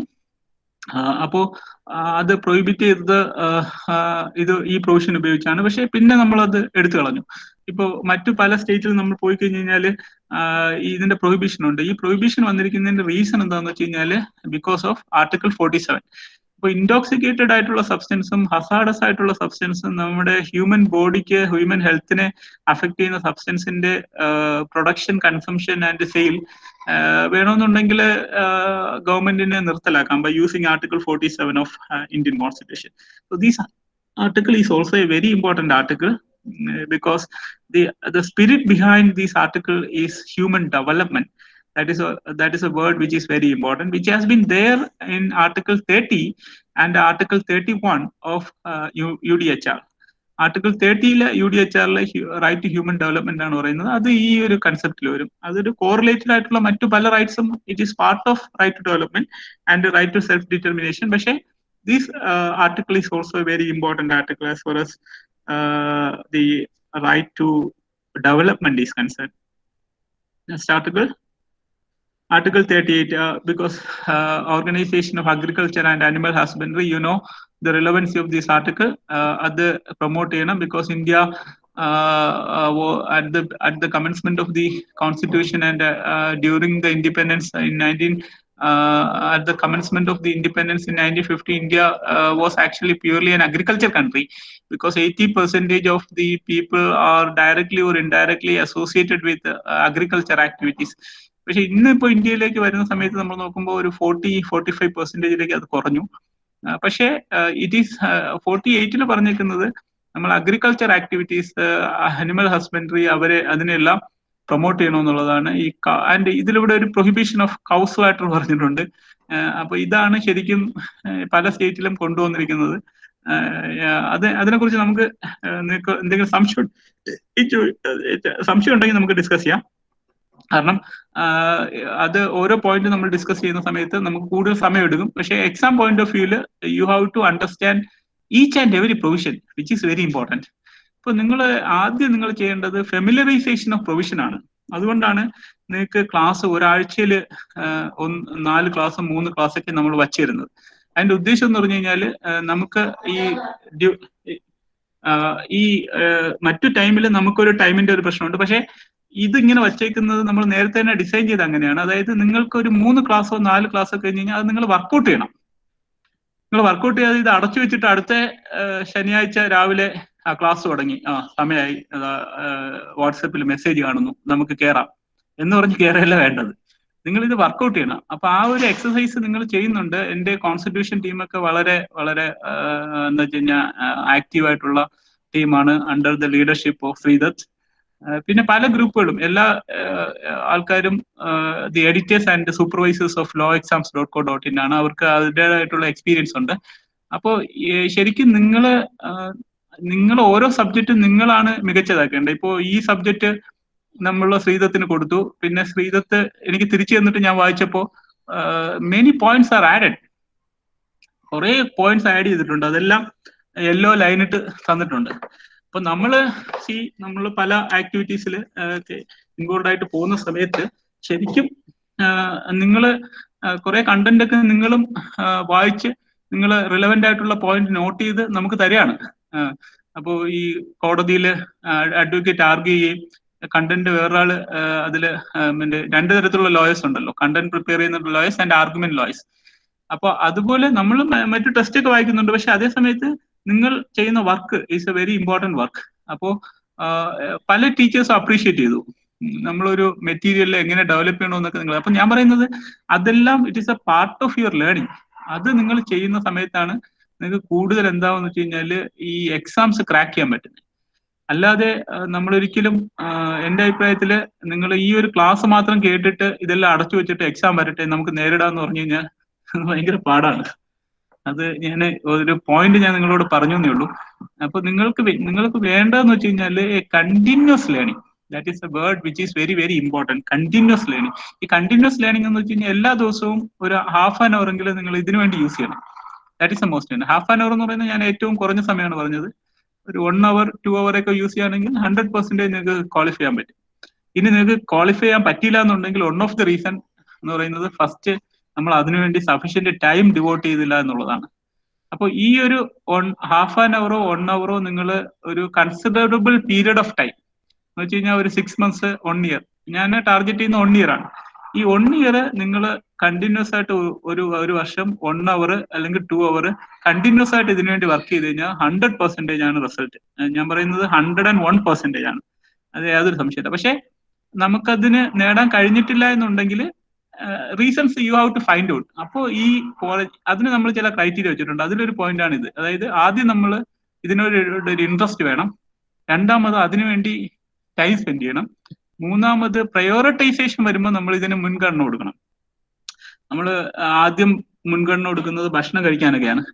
അപ്പോൾ പിന്നെ ടി വി ആണ്. അപ്പൊ ഞാൻ അതിൽ കൂടുതൽ ഞാൻ പറയുന്നില്ല. അപ്പോൾ സമയം പോകും, അതുകൊണ്ട് അതിൽ വേണ്ടില്ല. പക്ഷെ ഞാൻ ഈ പറഞ്ഞ points R very very relevant because ഇത് എൻ്റെ ഒരു എക്സ്പീരിയൻസിന്റെ അടിസ്ഥാനത്തിൽ പറയാണ്. കാരണം ഇത് ഒരു UGC നെറ്റ് നമ്മൾ 2015 മുതൽ ഇതിന് വേണ്ടിയിട്ടുള്ള ഹെൽപ്പ് ചെയ്യുന്നുണ്ട്. അപ്പോൾ കോഴിക്കോട് ലോ കോളേജിൽ ഞാൻ ഉണ്ടായിരുന്ന സമയത്ത് സ്റ്റാർട്ട് ചെയ്തതാണ് ഈ കൺസെപ്റ്റ്. പിന്നെ ഗവൺമെന്റ് ലോ കോളേജ് ട്രിവാൻഡ്രത്തേക്ക് വന്നു. പക്ഷേ എനിക്ക് അഭിമാനപുരസരം പറയാൻ പറ്റും, ഞാൻ അവിടുന്ന് വന്നതിന് ശേഷം വിദ്യുത് ആൻഡ് അനീസ് ഈ ഒരു പ്രോഗ്രാം കണ്ടിന്യൂ ചെയ്ത് LLM സ്പെഷ്യൽ പ്രോഗ്രാം. അതുകൊണ്ട് തന്നെ ഈ കഴിഞ്ഞ 5 വർഷത്തിന്റെ ഇടയ്ക്ക് ഏറ്റവും കൂടുതൽ UGC നെറ്റ് പാസ്സായ കുട്ടികൾ വന്ന കോളേജ് അത് it is not Kerala university Karyavattom campus, and it is not QSAT, and it is not Central University, it is not NUAS, it is Government Law College Trivandrum and Government Law College Calicut. അത് എന്തുകൊണ്ടെന്ന് വെച്ച് കഴിഞ്ഞാൽ നിങ്ങളെ നിരന്തരം പഠിപ്പിക്കേണ്ടത് നിങ്ങൾക്ക് correct ആയിട്ടുള്ള advice തരണം, എന്നിട്ട് അതിനൊരു ഫോളോ അപ്പും ചെയ്യണം. ഈ അഡ്വൈസും ഫോളോ അപ്പും ഉണ്ടെങ്കിൽ നിങ്ങൾക്ക് സ്വാഭാവികമായിട്ടും നിങ്ങൾക്ക് അതിൽ അച്ചീവ് ചെയ്യാൻ പറ്റും. ഈ അഡ്വൈസും ഫോളോ അപ്പും കൃത്യമായിട്ട് കിട്ടിയാൽ മതി. അതാണ് നിങ്ങൾക്ക് വേണ്ടത്. അപ്പൊ അത് നിങ്ങൾ ഫോളോ ചെയ്യണം. അപ്പൊ ഇപ്പൊ നമ്മൾ അത് എക്സ്പാൻഡ് ചെയ്തു. കേരളത്തിലെ ആഗ്രഹിക്കുന്ന എല്ലാവർക്കും കിട്ടാനായിട്ടുള്ള ഒരു പദ്ധതിയായിട്ട് അതിനെ മാറ്റി. അതാണ് ഇറ്റ് ഈസ് നമ്മൾ ഗവൺമെന്റ് ലോ കോളേജ് കാലിക്കറ്റിനോ ഗവൺമെന്റ് ലോ കോളേജ് ട്രിവാൻഡ്രത്തിലേക്കോ ലിമിറ്റ് ചെയ്തില്ല. നമ്മൾ അതിനെ കേരളത്തിലെ എല്ലാ കോളേജിലെ കുട്ടികൾക്കും ഇൻട്രസ്റ്റഡ് ആയിട്ടുള്ളവർക്ക് കിട്ടണമെന്നുള്ള കൺസെപ്റ്റിലേക്ക് നമ്മൾ കൊണ്ടുപോകും. അപ്പൊ അപ്പോഴും ഞാൻ പറയുന്ന പോയിന്റ്സ് ഇതാണ്, എൻ്റെ ഒരു എക്സ്പീരിയൻസ് ഇതാണ്. കുട്ടികൾക്ക് ഇത് നമ്മൾ ഏകദേശം 100ഓളം കുട്ടികൾക്ക് ഈ വർഷക്കാലം കൊണ്ട് കിട്ടാൻ സാധിച്ചിട്ടുണ്ട്. നിങ്ങളുടെ ടീച്ചേഴ്സ് ഉൾപ്പെടെ സന്ദീപ് ആൻഡ് ജിനോ ഓൾസോ, അവരെല്ലാം 2005 2015-16 അവർ ആദ്യത്തെ കുട്ടികളായിരുന്നു. ലോ എക്സാംസ് ഒക്കെ യൂസ് ചെയ്തിരുന്ന ആൾക്കാരാണ്. അപ്പൊ അതിനു മുൻപുള്ള ടൈമിലൊക്കെ ആണ് അവർ പ്രിപ്പയർ ചെയ്തിരുന്നത്. അപ്പൊ ഞാൻ പറയുന്നത് ഇവർക്ക് കിട്ടിയതിന്റെ റീസൺസിലെ ഒന്ന് റീസൺ എന്ന് വെച്ച് കഴിഞ്ഞാൽ we have to create an interest first. രണ്ടാമത് പ്രാക്ടീസ്. ഇതാണ് 2 പോയിന്റ്. പിന്നെ ഈ 2 പോയിന്റ് നമ്മൾ ടൈം കണ്ടെത്തുക. 3 ടൈമും കണ്ടെത്തണം. That is also very important. നമ്മൾ ടൈം കണ്ടെത്തുന്നത് ഈ 3 പോയിന്റാണ് റിലവൻറ്റ്. സോ ഈ 3 പോയിന്റ് നിങ്ങൾ ഓർത്തിരിക്കുക: പ്രാക്ടീസ്, ടൈം, ഇൻട്രസ്റ്റ്. സോ ഞാൻ പറഞ്ഞ പോയിന്റ് യെസ്, നമുക്ക് ഹാഫ് ആൻ അവറേ ഉള്ളൂ. അപ്പൊ നമുക്കൊന്ന് ഓടിച്ചു പോകണം. ഇന്ന് ഈ ടോപ്പിക്ക് തീർക്കണം. So ഈ ആർട്ടിക്കിൾ 48 ക്യാപിറ്റൽ എയില് and it is also a provision incorporated by way of an amendment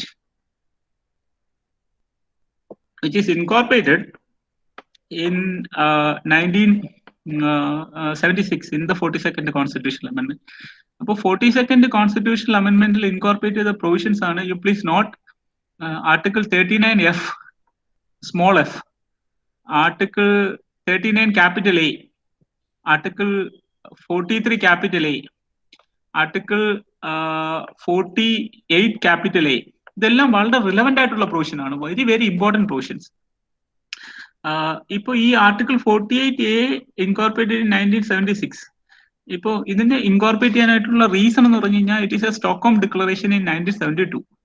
അപ്പോൾ 1972-ന്റെ ശേഷമാണ് നമ്മൾ എൻവയോൺമെന്റൽ ജൂറിസ്പ്രുഡൻസ് ജുഡീഷ്യറിയിലൂടെയും കോൺസ്റ്റിറ്റ്യൂഷണൽ അമെന്റ്മെന്റിലൂടെ ഓപ്പൺ അപ്പ് ആക്കിയത്. അപ്പോൾ നമ്മൾ ഇതിൽ ശ്രദ്ധിക്കേണ്ട ഒരു പോയിന്റ് എന്ന് വെച്ച് കഴിഞ്ഞാൽ ഈ 1976-ലെ ഈ അമെന്റ്മെന്റ് വന്നു. അതിനു മുമ്പേ നമുക്കുണ്ടായിരുന്നത് only a forest act and water act. അതിനുശേഷം നമ്മുടെ നിയമങ്ങൾ നോക്കൂ, എയർ ആക്ട് വന്നു, എൻവയോൺമെന്റൽ പ്രൊട്ടക്ഷൻ ആക്ട് ഓഫ് 1986, അതിനുശേഷം public liability insurance act, national എൻവയോൺമെന്റൽ tribunal act, public liability act, പിന്നെ ഇപ്പോൾ വന്ന ബയോഡൈവേഴ്സിറ്റി ആക്ട്. എല്ലാ നിയമങ്ങളുടെയും സോഴ്സ് എന്ന് പറയുന്നത് it is actually article 48 capital A of Indian constitution. ഇതിന്റെ സോഴ്സ് എന്ന് പറഞ്ഞു കഴിഞ്ഞാൽ it is A Stockholm declaration of 1972.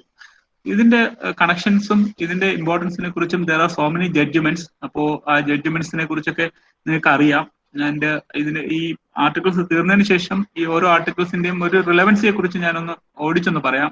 And it's connection in between the fundamental rights and directive principles of state policy. അതും നിങ്ങൾ ഓർത്തിരിക്കണം. ഇത് കാരണം ജുഡീഷ്യറി ഒരു പ്രോആക്റ്റീവ് ആയിട്ടുള്ള റോള് എൻവയോൺമെന്റൽ പ്രൊട്ടക്ഷനിൽ കൊണ്ടുവന്നു. ആൻഡ് ആ റോള് പാർലമെന്റ് ഏറ്റെടുത്തു. ആൻഡ് ദാറ്റ് പാർലമെന്റ് ഏറ്റെടുത്ത അമെന്റ്മെന്റ് ആണ് ആർട്ടിക്കിൾ 48 ക്യാപിറ്റൽ എ. ഈ ആർട്ടിക്കിൾ 48A വന്ന സെയിം അമെന്റ്മെന്റിലാണ് we incorporated the fundamental duties. അവിടെയും this is the duty of the state, moral duty of the state. അവിടെ ആർട്ടിക്കിൾ 51AG അത് സിറ്റിസൺസിന്റെ ഡ്യൂട്ടിയാണ്. എന്താണെന്ന് വെച്ച് കഴിഞ്ഞാൽ protection of environment. So article 48 capital A is the duty of the state, moral duty of the state to protect environment, and article 51AG is the moral duty of the citizens to protect the environment. അതാണ് ഈ എൻവയോൺമെന്റിലുമായിട്ട് ബന്ധപ്പെട്ടുള്ള connection. So these two articles are very important, which is article 48 capital A and also article 51 capital 51AG. So next one, ഇന്നിപ്പോ ഈ ഒരു day ഒക്കെ celebrate ചെയ്യണ മോൺമെന്റ്സിനെ സംരക്ഷിക്കേണ്ട day ആണ്. And protection of മോൺമെന്റ്സ് and places and objectives of national importance. As you no, Taj Mahal ഉൾപ്പെടെയുള്ള മോൺമെന്റ്സിനെ protect ചെയ്യേണ്ടത്. Because India, ഞാൻ നേരത്തെ തന്നെ പറഞ്ഞു, it is A religious country. അതുപോലെ തന്നെ ലോകത്തിലെ വണ്ടേഴ്സ് ഒന്നാണ് താജ്മഹൽ. അതുപോലുള്ള ധാരാളം സ്ഥലങ്ങൾ ഇന്ത്യയിലുണ്ട്. ഇതെല്ലാം പ്രൊട്ടക്ട് ചെയ്യേണ്ടത് it is the duty of the state under article 49 of the constitution. And next article 50, the separation of judiciary from executive. If please note the article, the state shall take steps to separate the judiciary from the executive in the public service of the state. One of the most important speciality of the Indian judicial system is Indian judiciary is absolutely independent, and the independence of judiciary is one of the basic structure of Indian constitution. So, this basic structure എന്ന് പറയുന്ന concept in the Keshwanand Bharati case itself, the Honorable Supreme Court held that in 1973, the Honorable Court held that the independence of judiciary is the basic structure of Indian constitution. So, this independence of judiciary, which is reflected in other provisions of the constitution, അത് എങ്ങനെ reflect ചെയ്തിരിക്കുന്നു എന്ന് നമ്മൾ supreme കോടതിയും ഹൈക്കോടതിയും പഠിക്കുമ്പോൾ നിങ്ങൾക്ക് അത് മനസ്സിലാവും. And that is a very, very, very important thing. Considering the Indian judiciary and other judiciaries in democratic states are concerned, even in other judiciaries like China or in Pakistan and other democratic countries like even the United States and UK, one of the most important speciality of Indian judiciary is nothing but Indian judiciary is absolutely independent. And independence of judiciary, which has been mentioned in Article 50 of Indian Constitution and which has been mentioned in different provisions of the Honorable Supreme Court in Article 124 to Article 147 of Indian Constitution and the different provisions of the High Court, mentioned in Article 214 to Article 231 of Indian Constitution are nothing but which is mentioned different provisions of the Indian Constitution, which is reflected in different provisions of Indian Constitution, the independence of judiciary. Other number noku, but in number of judgment in Keshavananda Bharati versus Union of India and in Chandrakumar versus Union of India, and in number of judgment, the Honorable Supreme Court held that independence of judiciary. 99 the constitutional amendment in the Karya, 99 the constitutional amendment and the National Judicial Appointment Commission Act. The National Judicial Appointment Commission Act is unconstitutional to declare because it violates the independence of judiciary, which is one of the basic structure of Indian Constitution. So, this provision is one of the basic structure of Indian Constitution. Yes. And international level,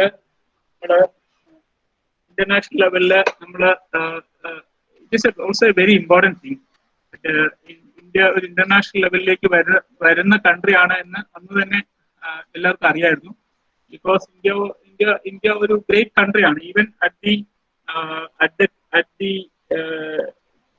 the commencement of the Constitution and at the time of independence in 1947.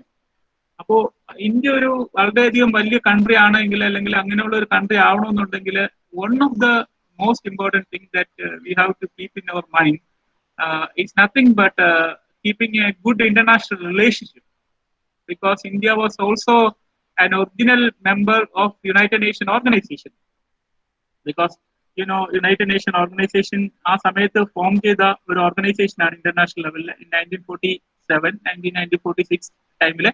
But India was an original member of United Nations organization. ഇന്ത്യയും പാകിസ്ഥാനും തമ്മിൽ separate ചെയ്തപ്പോൾ പാകിസ്ഥാൻ വീണ്ടും membership എടുക്കേണ്ടി വന്നു. പക്ഷേ India was an original member of the United nation organisation. അപ്പോൾ ഞാൻ പറഞ്ഞു വന്നത്, this provision is also a very important thing. Promotion of international peace and security, maintaining a just and honorable relationship between the states, fostering respect to international law, treaties.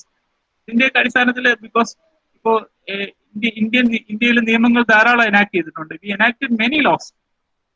ഈ international ലെവലിൽ ഏത് നിയമം വന്നാലും ആ നിയമം ഇന്ത്യയിലേക്ക് കൊണ്ടുവരാനായിട്ട് ഇന്ത്യ ഒരു ആത്മാർത്ഥമായ ശ്രമം നടത്താറുണ്ട്. For example, I already mention after Stockholm Declaration, we made a tremendous change in our domestic law in amending the Indian Constitution. After UDHR, we made a lot of changes in Indian Constitution and in our domestic law.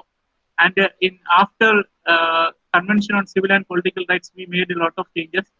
After the many convention on right of women, right of aged parents, and right of the disabled, right of child, we made a lot of changes in our domestic law, because it is our obligation, international obligation, to do so under Article 51 of Indian Constitution also.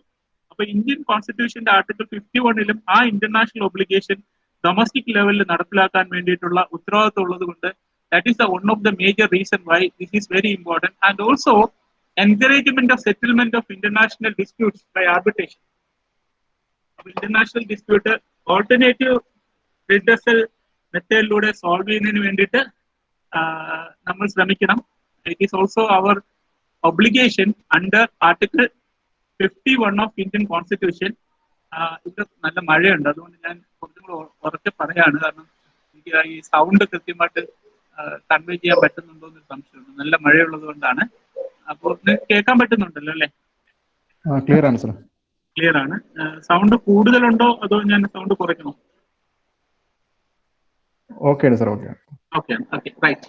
So ഞാൻ പറഞ്ഞ point എന്ന് വെച്ച് കഴിഞ്ഞാൽ, this is also a very important question. അപ്പോൾ നമ്മൾ human റൈറ്റ്സിൽ we enacted the protection of human rights act 1993. We enacted the Protection of Women from Domestic Violence Act. We enacted the Sexual Harassment in Workplace Prohibition Act. ഇതെല്ലാം international obligation fulfil ചെയ്യുന്നതിന് വേണ്ടിയിട്ട് നമ്മളെ കൊണ്ടുവന്നതാണ്. So we enacted the Environmental Protection Act. We enacted the Arbitration and Conciliation Act, where there is a provision for enforcement of International Arbitral Award, Geneva Conventional Award and the New York Conventional Award. So ഇതെല്ലാം നമ്മൾ കൊണ്ടുവന്നിരിക്കുന്നത് based on article 51 of Indian constitution. So this is also a very important article. And ഇത്രയും കാര്യങ്ങളാണ് fundamental റൈറ്റ്സുമായിട്ട് ബന്ധപ്പെട്ട് direct principles of state policies ആയിട്ട് ബന്ധപ്പെട്ട് നമ്മൾ ഓർത്തിരിക്കേണ്ട പ്രൊവിഷൻസ്. ഇനി ഞാൻ പറയുന്ന കാര്യങ്ങൾ U please not the points. ഇത് നിങ്ങളൊന്ന് എഴുതി വെക്കണം. ഇതില് നമ്മൾ ഫണ്ടമെന്റൽ ഡ്യൂട്ടിയിലേക്ക് പോകുന്നതിന് മുമ്പേ U please not the provision. എന്ന് വെച്ച് കഴിഞ്ഞാൽ ഇതില് വെരി ഇമ്പോർട്ടന്റ് പ്രൊവിഷൻ ഈസ് എല്ലാം ഇമ്പോർട്ടന്റ് ആണ്. But at the same time you please not article 39A and 39 small b and article 39C. Article 39 small a and article 39 small c. Other, it is a supreme provisions.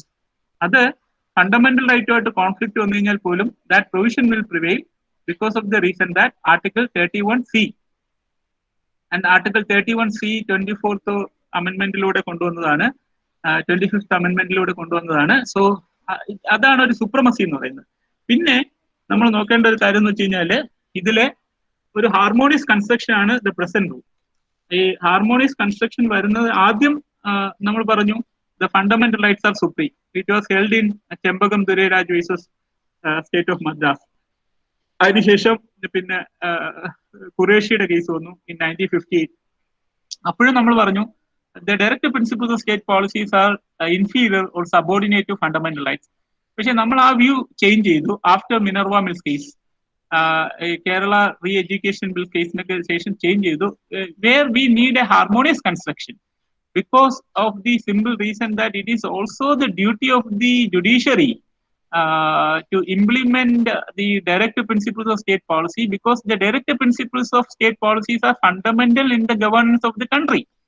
So it is not only the duty of the legislature and executive to implement the directive principles of state policy, but also it is the duty of the judiciary to implement the directive principles of state policy. That is the one of the major reason why ഈ directive principles of state policies in a judiciary by way of judgment converted into a fundamental rights. അത് നമ്മുടെ നോട്ടില് ആ judgements എല്ലാ ജഡ്ജ്മെന്റ്സും articles എല്ലാം നിങ്ങൾക്ക് തരും. അത് നമ്മൾ LGRF ലേണിംഗ് പ്ലാറ്റ്ഫോമിലേക്ക് അപ്ലോഡ് ചെയ്യും. പക്ഷെ അതിന്റെ ഒരു ടെക്നിക്കൽ ആയിട്ടുള്ള ഒരു സോഫ്റ്റ്വെയർ കണ്ടെത്തേണ്ടതായിട്ടുണ്ട്. ആ സോഫ്റ്റ്വെയർ കണ്ടെത്തി കഴിഞ്ഞ് കഴിഞ്ഞാൽ നിങ്ങൾ ഈ ക്ലാസിന്റെ ഓരോ ക്ലാസിന്റെയും സെപ്പറേറ്റ് നോട്ട്സ് അപ്ലോഡ് ചെയ്യും. അത് ഓൾറെഡി നോട്ട്സ് പ്രിപ്പയർഡ് ആണ്. പക്ഷെ നമ്മളത് അപ്ലോഡ് ചെയ്യാത്തത് നമുക്കൊരു സോഫ്റ്റ്വെയർ കണ്ടെത്തി മാത്രമേ അത് അപ്ലോഡ് ചെയ്യാൻ പറ്റത്തുള്ളൂ. പക്ഷെ all videos are available in our learning platform. ഇതുവരെ നടന്ന വീഡിയോസ് എല്ലാം അവൈലബിൾ ആണ്. അപ്പൊ നിങ്ങൾ നിങ്ങൾക്ക് യൂസർ ഐഡിയും പാസ്വേഡും കിട്ടിയിട്ടുണ്ടെങ്കിൽ നിങ്ങൾ ജസ്റ്റ് അത് വാങ്ങിയിട്ട് ഇതിൽ ലോഗിൻ ചെയ്തിട്ട് അറ്റ്ലീസ്റ്റ് 2 ദിവസത്തിൽ ഒരിക്കലും ഒരു വീഡിയോ കാണുക. എന്നിട്ട് അതിലെ പോയിന്റ്സ് ഒക്കെ നോട്ട് ചെയ്യുക. എന്നിട്ട് അത് നിങ്ങൾ എഴുതി വർക്ക്ഔട്ട് ചെയ്യുക. അപ്പൊ നിങ്ങൾക്കായിട്ട് ഒരു എക്സസൈസ് നമ്മൾ തന്നിട്ടില്ല. ഈ മാസം അവസാനം ഒരു എഡിറ്റേഴ്സിന്റെ റിവ്യൂ മീറ്റിംഗ് ഉണ്ട്. അത് നമ്മൾ കളക്റ്റീവായിട്ട് തീരുമാനിക്കും എങ്ങനെ കുറച്ചും കൂടെ ഇഫക്റ്റീവായിട്ട് എന്ന് വെച്ച് കഴിഞ്ഞാൽ കുറച്ചും കൂടെ നിങ്ങളെ വർക്ക് നമ്മൾ 2 കാര്യങ്ങൾ സംഭവിക്കണം ഒരു യഥാർത്ഥത്തിൽ സക്സസ്ഫുൾ ആവണമെങ്കിൽ, ഒരു കോഴ്സ് സക്സസ്ഫുൾ ആവണമെങ്കിൽ. One is teaching. അപ്പോൾ അത് നമുക്ക് സഫീഷ്യന്റ് ആയിട്ടുള്ള റിസോഴ്സ് പേഴ്സൺ ഉണ്ട്. രണ്ടാമത് നിങ്ങൾ പഠിക്കുന്നുണ്ടോ എന്നും കൂടെ ഇവാലുവേറ്റ് ചെയ്യേണ്ടതായിട്ടുണ്ട്. അപ്പൊ ആ പ്രോസസ്സും കൂടെ നമ്മൾ അത് കൊണ്ടുവരേണ്ടതായിട്ടുണ്ട്. അപ്പൊ ആ ഒരു സ്റ്റെപ്പും കൂടെ നമ്മൾ എടുക്കും എന്നുള്ളതാണ് സത്യം. അപ്പൊ അത് നമുക്ക് ചെയ്യാം. ഞാൻ പറഞ്ഞു വന്ന പോയിന്റ്, നിങ്ങൾക്ക് ഇപ്പൊ ലോ എക്സാംസിലും നിങ്ങൾ എക്സാംസ് എടുത്തു തുടങ്ങണം. ഈ ആഴ്ച മുതൽ നമ്മൾ എല്ലാ മൾട്ടിപ്പിൾ ചോയ്സ് ക്വസ്റ്റ്യൻസും അതിൽ ക്ലാസ് നടന്നതിന്റെ അടിസ്ഥാനത്തിൽ അപ്ലോഡ് ചെയ്യും. പിന്നെ നമുക്ക് ഇതുവരെ നടന്ന videos including this video will be available on your learning platform. അപ്പൊ അത് നിങ്ങൾ യൂസ് ചെയ്യുക.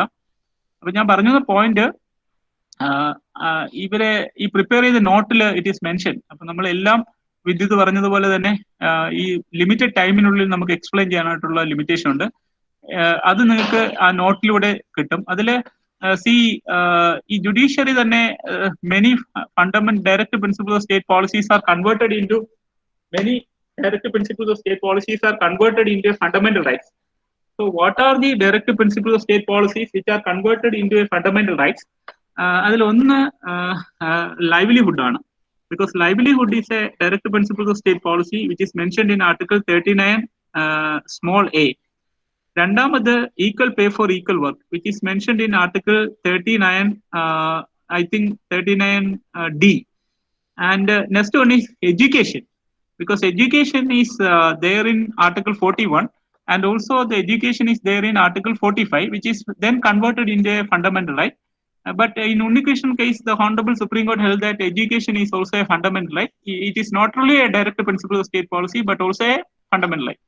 And also the legal aid, because legal aid is a direct principle of state policy, which is converted into a fundamental right in many judgments, not only in a single judgment, because in many hundreds of judgments, the Honorable Supreme Court held that free legal aid is a fundamental right under Article 21 and 22 of Indian Constitution. And also environmental protection, which means unpolluted air to breathe, uncontaminated water to drink, and a hygienic condition to live, which is not only a direct principle of state policy, but also a part of right to life and dignity of individual, which is part of Article 21 of Indian Constitution.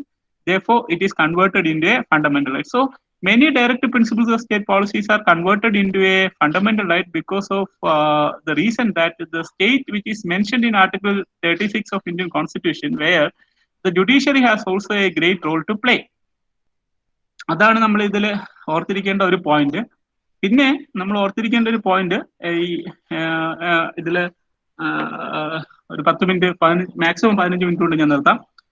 അപ്പൊ അതിൽ ഓർത്തിരിക്കേണ്ട ഒരു കാര്യം, നിങ്ങൾ ഈ നിങ്ങൾ ഇപ്പൊ ഇത് പഠിക്കുമ്പോൾ ഫണ്ടമെന്റൽ റൈറ്റ്സും ഡയറക്റ്റ് പ്രിൻസിപ്പിൾസുമായിട്ട് ഒന്ന് കണക്ട് ചെയ്താണ് പഠിക്കേണ്ടത്. ഉദാഹരണം, ഇപ്പോ ഞാൻ നേരത്തെ തന്നെ പറഞ്ഞു, ഈ ഫണ്ടമെന്റൽ റൈറ്റ്സ് ആരുടെ റൈറ്റ് ആണ്? First of all citizens. For example, all fundamental rights are available to citizens, and secondly, the non-citizens. So, which are the fundamental rights available to non-citizens? അത് നിങ്ങൾ എഴുതി വെക്കണം. പിന്നെ വേണ്ടതെന്ന് വെച്ച് കഴിഞ്ഞാല്, some fundamental rights are concerned that fundamental rights are available only to women. അപ്പോൾ അത് ഏതൊക്കെയാണ്? And some fundamental rights are concerned that rights are only available to children. For example, article വിമനുമായിട്ട് ബന്ധപ്പെട്ടാണെങ്കിൽ ഐ ഓൾറെഡി മെൻഷൻ ആർട്ടിക്കിൾ 15(3). പിന്നെ article 42. പിന്നെ അങ്ങനെയുള്ള ചില fundamental rights specific ആയിട്ട് വിമൺ എന്നുള്ള വേർഡ് യൂസ് ചെയ്തിട്ടുണ്ട്. ആൻഡ് ഓൾസോ ഇൻ ആർട്ടിക്കിൾ 23 അവിടെ traffic in human being prohibit ചെയ്യുന്നുണ്ട്. അപ്പോൾ ഈ selling and buying women for unlawful purpose is not permitted. So ഞാൻ പറഞ്ഞ പോയിന്റ്, ഈ നിങ്ങൾ അങ്ങനെ ഒരു നോട്ട് പ്രിപ്പയർ ചെയ്യണം. അല്ലെങ്കിൽ നമ്മുടെ കോൺസ്റ്റിറ്റ്യൂഷൻ ടീം അങ്ങനെ ഒരു നോട്ട് പ്രിപ്പയർ ചെയ്യാൻ അടുത്തൊരു സജഷൻ ഞാൻ കൊടുക്കാം. പക്ഷെ നിങ്ങൾ പഠിക്കുമ്പോൾ അങ്ങനെയാണ് പഠിക്കേണ്ടത്. അതെങ്ങനെയാന്ന് വെച്ച് കഴിഞ്ഞാല്, ഈ ഓരോ റൈറ്റും എങ്ങനെ കിട്ടുന്നുണ്ട്, അതായത് what are the right of accused. For example, അക്യൂസിന്റെ റൈറ്റ് ആർട്ടിക്കിൾ 20, 21 ആൻഡ് 22 ഈ ആർട്ടിക്കിളിലാണ് പറഞ്ഞിട്ടുള്ളത്. അപ്പൊ അത് എന്താണെന്നുള്ള കാര്യം. And what are the right of workers, നമ്മളിപ്പോ പഠിച്ച ആർട്ടിക്കിൾസ്, ആർട്ടിക്കിൾ 39, 41, 42, 43, അങ്ങനെ നിങ്ങൾ ഓരോ പെർട്ടിക്കുലർ ആയിട്ടുള്ള ക്ലാസ്സിൽ പെടുന്ന ആൾക്കാരുടെ റൈറ്റിനെ സെപ്പറേറ്റ് ആയിട്ട് എഴുതി പഠിക്കണം. That is mentioned in the fundamental rights and that is also mentioned in the direct principle of state policy. അങ്ങനെ ഒരു നോട്ട് നിങ്ങൾ പ്രിപ്പയർ ചെയ്യണം. ബിക്കോസ് ഈ കോൺസ്റ്റിറ്റ്യൂഷൻ എടുത്തു കഴിഞ്ഞാൽ you know that the constitution is A public law which deals with right of citizens and the responsibilities of the state, and the same constitution is also the right of the state and the responsibilities of the citizen. അപ്പോൾ ഒരേ constitution തന്നെ right of the citizens വരുന്നു, responsibilities of the state വരുന്നു. അതേ constitution തന്നെ right of the state വരുന്നു, responsibilities of the citizen വരുന്നു. അപ്പോൾ ഇത് നിങ്ങളൊരു ക്ലാസിഫിക്കേഷൻ നടത്തണം. എന്താണ് സിറ്റിസൺ? സിറ്റിസൺ തന്നെ we have to classified into different categories: women, childrens, scheduled caste, scheduled tribe, the accused person, the arrested person. അങ്ങനെ ഒരു ക്ലാസിഫിക്കേഷൻ, വർക്കേഴ്സ്, ഇങ്ങനെ ഒരു ക്ലാസിഫിക്കേഷൻ വന്നിട്ട് ഇതിൽ ഏതൊക്കെയാണ്, ഏതൊക്കെ റൈറ്റ് ആണ്, ഏതൊക്കെ ആർട്ടിക്കിൾ അനുസരിച്ച് എൻഷുർ ചെയ്യുന്നു, ഇങ്ങനെ ഒരു ചാർട്ട് വെച്ച് കഴിഞ്ഞാൽ നിങ്ങൾക്ക് ഈസിലി അണ്ടർസ്റ്റാൻഡ് ചെയ്യാൻ പറ്റും, പെട്ടെന്ന് ഐഡന്റിഫൈ ചെയ്യാൻ പറ്റും. Because constitution is a very important law. അത് നിങ്ങളുടെ ഈ എക്സാം പോയിന്റ് ഓഫ് വ്യൂല് മാത്രമല്ല നമ്മൾ പഠിക്കുന്നത്, നമ്മൾ പഠിക്കുകയും പഠിപ്പിക്കുകയും വേണം. It is our duty. അതുകൊണ്ട് നമ്മൾ ആ രീതിയിൽ ഒന്ന് സ്ട്രക്ചർ ചെയ്യേണ്ടതായിട്ടുണ്ട്. Because these 2 parts are very very important parts, part 4 and part 3.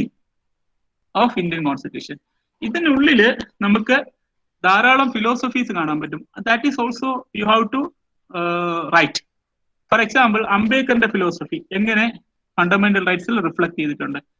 Ambedkar പ്രത്യേകിച്ച് രണ്ടാൾക്കാരെ പ്രത്യേകം പ്രൊട്ടക്ട് ചെയ്യണമെന്ന് പറഞ്ഞിട്ടുണ്ടായിരുന്നു.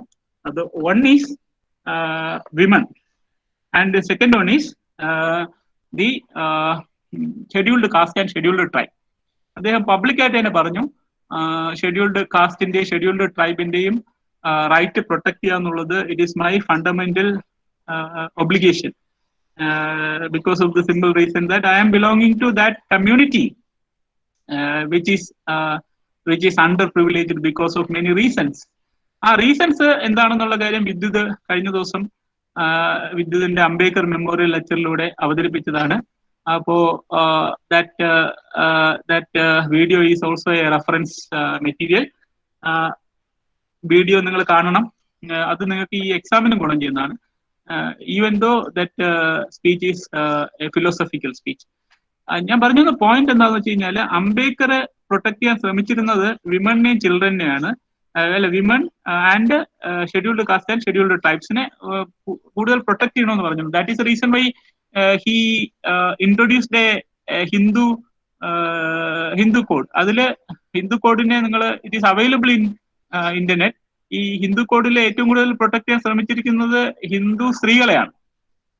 അപ്പൊ ഹിന്ദു സ്ത്രീകളെ പ്രൊട്ടക്ട് ചെയ്യാൻ കൊണ്ടുവന്ന നിയമം പാസ്സായില്ല എങ്കിൽ പോലും അംബേദ്കറിന്റെ മരണസമയത്തിന് മുൻപേ അത് കുറെ നിയമങ്ങൾ നടപ്പിലാക്കി. By way of enacting the Hindu marriage act, the Hindu succession act, Hindu guardianship and minorities act, Hindu maintenance act and special marriage act. Because all these legislations were enacted in 1955 and 1956. 1956 Ambedkar മരിക്കുന്നത്. അപ്പൊ ഞാൻ പറഞ്ഞു വന്ന കാര്യം, അംബേദ്കറിന്റെ തിയറി എങ്ങനെ നമ്മുടെ ഇന്ത്യൻ കോൺസ്റ്റിറ്റ്യൂഷനിൽ വന്നിരിക്കുന്നു, പ്രത്യേകിച്ച് fundamental rights and directive principle of state policy. ഏതൊക്കെ ആർട്ടിക്കിളാണ് ഷെഡ്യൂൾഡ് ട്രൈബിനെ പ്രൊട്ടക്ട് ചെയ്യുന്നത്, എങ്ങനെയൊക്കെ പ്രൊട്ടക്ട് ചെയ്യുന്നു, വിമൻ ആൻഡ് ചിൽഡ്രൻസ് വിമണിനെ എങ്ങനെ പ്രൊട്ടക്ട് ചെയ്യുന്നു. പിന്നെ I already mention Gandhism, how Gandhism is reflected in the Indian constitution. Gandhism reflect ചെയ്തിരിക്കുന്ന ആർട്ടിക്കിൾ ഏതൊക്കെയാണ്, that is also very important. And also the communist manifesto. ഈ കമ്മ്യൂണിസ്റ്റ് മാനിഫെസ്റ്റോ 1848 വന്ന നിയമം, ഒരു ബുക്കാണ്. ഈ കമ്മ്യൂണിസ്റ്റ് മാനിഫെസ്റ്റോയിൽ 10 റൂൾസ് ആണ് പറഞ്ഞേക്കുന്നത്. ഫോർച്ചുനേറ്റ്ലി ഈ 10 റൂൾസിൽ 8 rules are adopted by Indian constitution. ഈ 8 റൂൾസ് അതേപോലെ അഡോപ്റ്റ് ചെയ്തിട്ടില്ല, പക്ഷേ അതിന്റെ ഡിഫറെന്റ് ഡയമെൻഷനിൽ അഡോപ്റ്റ് ചെയ്തിട്ടുണ്ട്. കാരണം അതേപോലെ നമുക്ക് അഡോപ്റ്റ് ചെയ്യാൻ പറ്റില്ല, നമുക്ക് ഒരു തിയറിയും അതുപോലെ ഇന്ത്യയിലേക്ക് അഡോപ്റ്റ് ചെയ്യാൻ പറ്റത്തില്ല, because of the simple reason that India is a democratic country. രണ്ടാമത്തെ റീസൺ എന്ന് വെച്ച് കഴിഞ്ഞാൽ, India is a country which is ruled by a written constitution law. അപ്പൊ കോൺസ്റ്റിറ്റ്യൂഷന്റെ സ്റ്റാൻഡേർഡ്സ് എന്താണെന്ന് വെച്ച് കഴിഞ്ഞാൽ, you know the standards of the constitution which is there in the preamble of the constitution, which are justice, liberty, equality and fraternity, which are the 4 pillars of Indian constitution, and also which is reflected in article 14, article 19 and article 21 of Indian constitution, which is equality, freedom, life, liberty and dignity of individuals. So that is also a very important thing. These are the standards which are very, very important as far as Indian constitution is concerned. So what I am saying is, this is actually the standard whereby we can adopt any philosophy in Indian constitution, provided that philosophy must satisfy these standards. അതുകൊണ്ട് നമ്മുടെ Karl marks പറഞ്ഞതുപോലെ മൊത്തത്തിൽ നമുക്ക് അതിനെടുത്ത് അതുപോലെ Indian കോൺസ്റ്റിറ്റ്യൂഷനിലേക്ക് adopt ചെയ്യാൻ പറ്റില്ല. പക്ഷെ ഇപ്പോൾ കാർൽ മാർക്സ് പറഞ്ഞു എല്ലാ പ്രോപ്പർട്ടിയും നമ്മുടെ സ്റ്റേറ്റിന്റെ കൺട്രോളിലായിരിക്കണമെന്ന് പറഞ്ഞു. പ്രോപ്പർട്ടി റൈറ്റ് സ്റ്റേറ്റിന്റെ കൺട്രോളിലായിരിക്കണം. പക്ഷെ ഇന്ത്യൻ കോൺസ്റ്റിറ്റ്യൂഷൻ ഡെമോക്രാറ്റിക് ആയതുകൊണ്ട് അത് ഫുള്ളി പറ്റില്ല. But we made an amendment in Indian constitution because property right was a fundamental right, but we deleted it in the 44th constitutional amendment in 1978. എന്നിട്ട് നമ്മൾ അതിനൊരു constitutional right ആക്കി, and it is also a statutory right, because equitable utilization of property is one of the most important aspect of socialism. അപ്പൊ അത് നടപ്പിലാക്കാൻ വേണ്ടിയിട്ട് നമ്മൾ അങ്ങനെ ചെയ്തു. And we enacted many land reforms laws also. അപ്പൊ അത്തരത്തിലാണ് നമ്മൾ മാറ്റുന്നത്. അപ്പൊ മാർക്സിസം പറഞ്ഞിരിക്കുന്ന അതേ രീതിയിലുള്ള ചേഞ്ച് നമ്മളിലേക്ക് കൊണ്ടുവരാൻ പറ്റില്ല. Because we need to follow certain standards. ആ സ്റ്റാൻഡേർഡ്സ് എന്താന്ന് വെച്ച് കഴിഞ്ഞാൽ justice, liberty, equality, fraternity and equality, freedom and life, liberty and dignity of individuals. Life, liberty and dignity of individuals as laid down in Article 14, Article 19 and Article 21. ഇതാണ് നിങ്ങളുടെ മനസ്സിൽ വേണ്ട ഏറ്റവും important ആയിട്ടുള്ള പോയിന്റ്. എന്ന് വെച്ച് കഴിഞ്ഞാൽ ഒരു 10 മിനിറ്റ് ഞാൻ നിർത്താമേ. എന്ന് വെച്ച് കഴിഞ്ഞാൽ എപ്പോഴും ഒരു ചേഞ്ച് കോൺസ്റ്റിറ്റ്യൂഷനിൽ വരുമ്പോൾ ഈ കൺസെപ്റ്റ് ഫുൾഫിൽ ചെയ്യുന്നില്ല എന്നുണ്ടെങ്കിൽ അത് കോൺസ്റ്റിറ്റ്യൂഷനെതിരാണ്. ഈ കൺസെപ്റ്റ് ഫുൾഫിൽ ചെയ്യേണ്ടത് it is the duty of the parliament and it is the duty of the supreme court. Whenever there is a change in constitution by way of interpretation or by way of constitutional amendment. അപ്പോ അത് പറ്റില്ല എന്ന് പറഞ്ഞു. And also communist മാനിഫെസ്റ്റോയിൽ പറഞ്ഞേക്കുന്ന ഒരു point these are very relevant. That is the reason why I am saying the fact. അതിൽ ഒന്ന് പറഞ്ഞിട്ടുണ്ട്, ഇപ്പോ ഇൻസ്റ്റിറ്റ്യൂഷൻസ് പ്രൈവറ്റൈസേഷൻ നിന്ന് മാറി പബ്ലിക് ഇൻസ്റ്റിറ്റ്യൂഷൻസ് ആക്കി മാറ്റണം. And he also mention 2 important things. One is telecommunication and transport. അത് എപ്പോഴും പ്രൈവറ്റിന്റെ ഹാൻഡിലേക്ക് പോകാൻ പാടില്ല, പക്ഷെ അത് പബ്ലിക്കിന്റെ ഹാൻഡിൽ തന്നെ നിൽക്കണം. പിന്നെ മാക്സിമം പബ്ലിക് മൊണോപ്പൊളി ക്രിയേറ്റ് ചെയ്യാനായിട്ട് പ്രൈവറ്റ് ഹാൻഡ്സിനെ അനുവദിക്കാൻ പാടില്ല. Provision is there in Indian constitution. Anybody can mention? ആർക്കെങ്കിലും പറയാൻ പറ്റുമോ?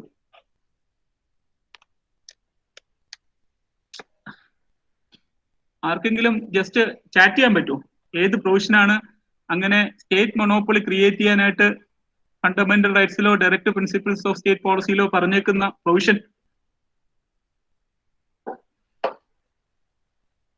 സ്റ്റേറ്റ് മൊണോപ്പൊളി ക്രിയേറ്റ് ചെയ്യാൻ വേണ്ടിയിട്ട് ദാറ്റ് ഈസ് ആർട്ടിക്കിൾ 19(6). 19(6) ഉപയോഗിച്ച് ഏത് പ്രൊഫഷനെയും ഏത് ട്രേഡിനെയും ഏത് ഇൻഡസ്ട്രിയും വേണമെങ്കിലും സ്റ്റേറ്റ് മൊണോപ്പൊളി ആയിട്ട് കൺവേർട്ട് ചെയ്യാം. Basically, that concept is a concept which is there in the Communist Manifesto. പക്ഷെ ആ same concept is there in the Indian constitution. അത് യൂസ് ചെയ്താൽ മതി. ആൻഡ് ഓൾസോ ഈ പറഞ്ഞ 39B and C. 39B and C, ഞാൻ already mention the fact that it is supreme. It is very very supreme. അത് because of in order to create a socialist government. The same thing is mentioned in the communist manifesto because of the reason that the economic system is to work in such a manner that there is no concentration of wealth. That is the most important point.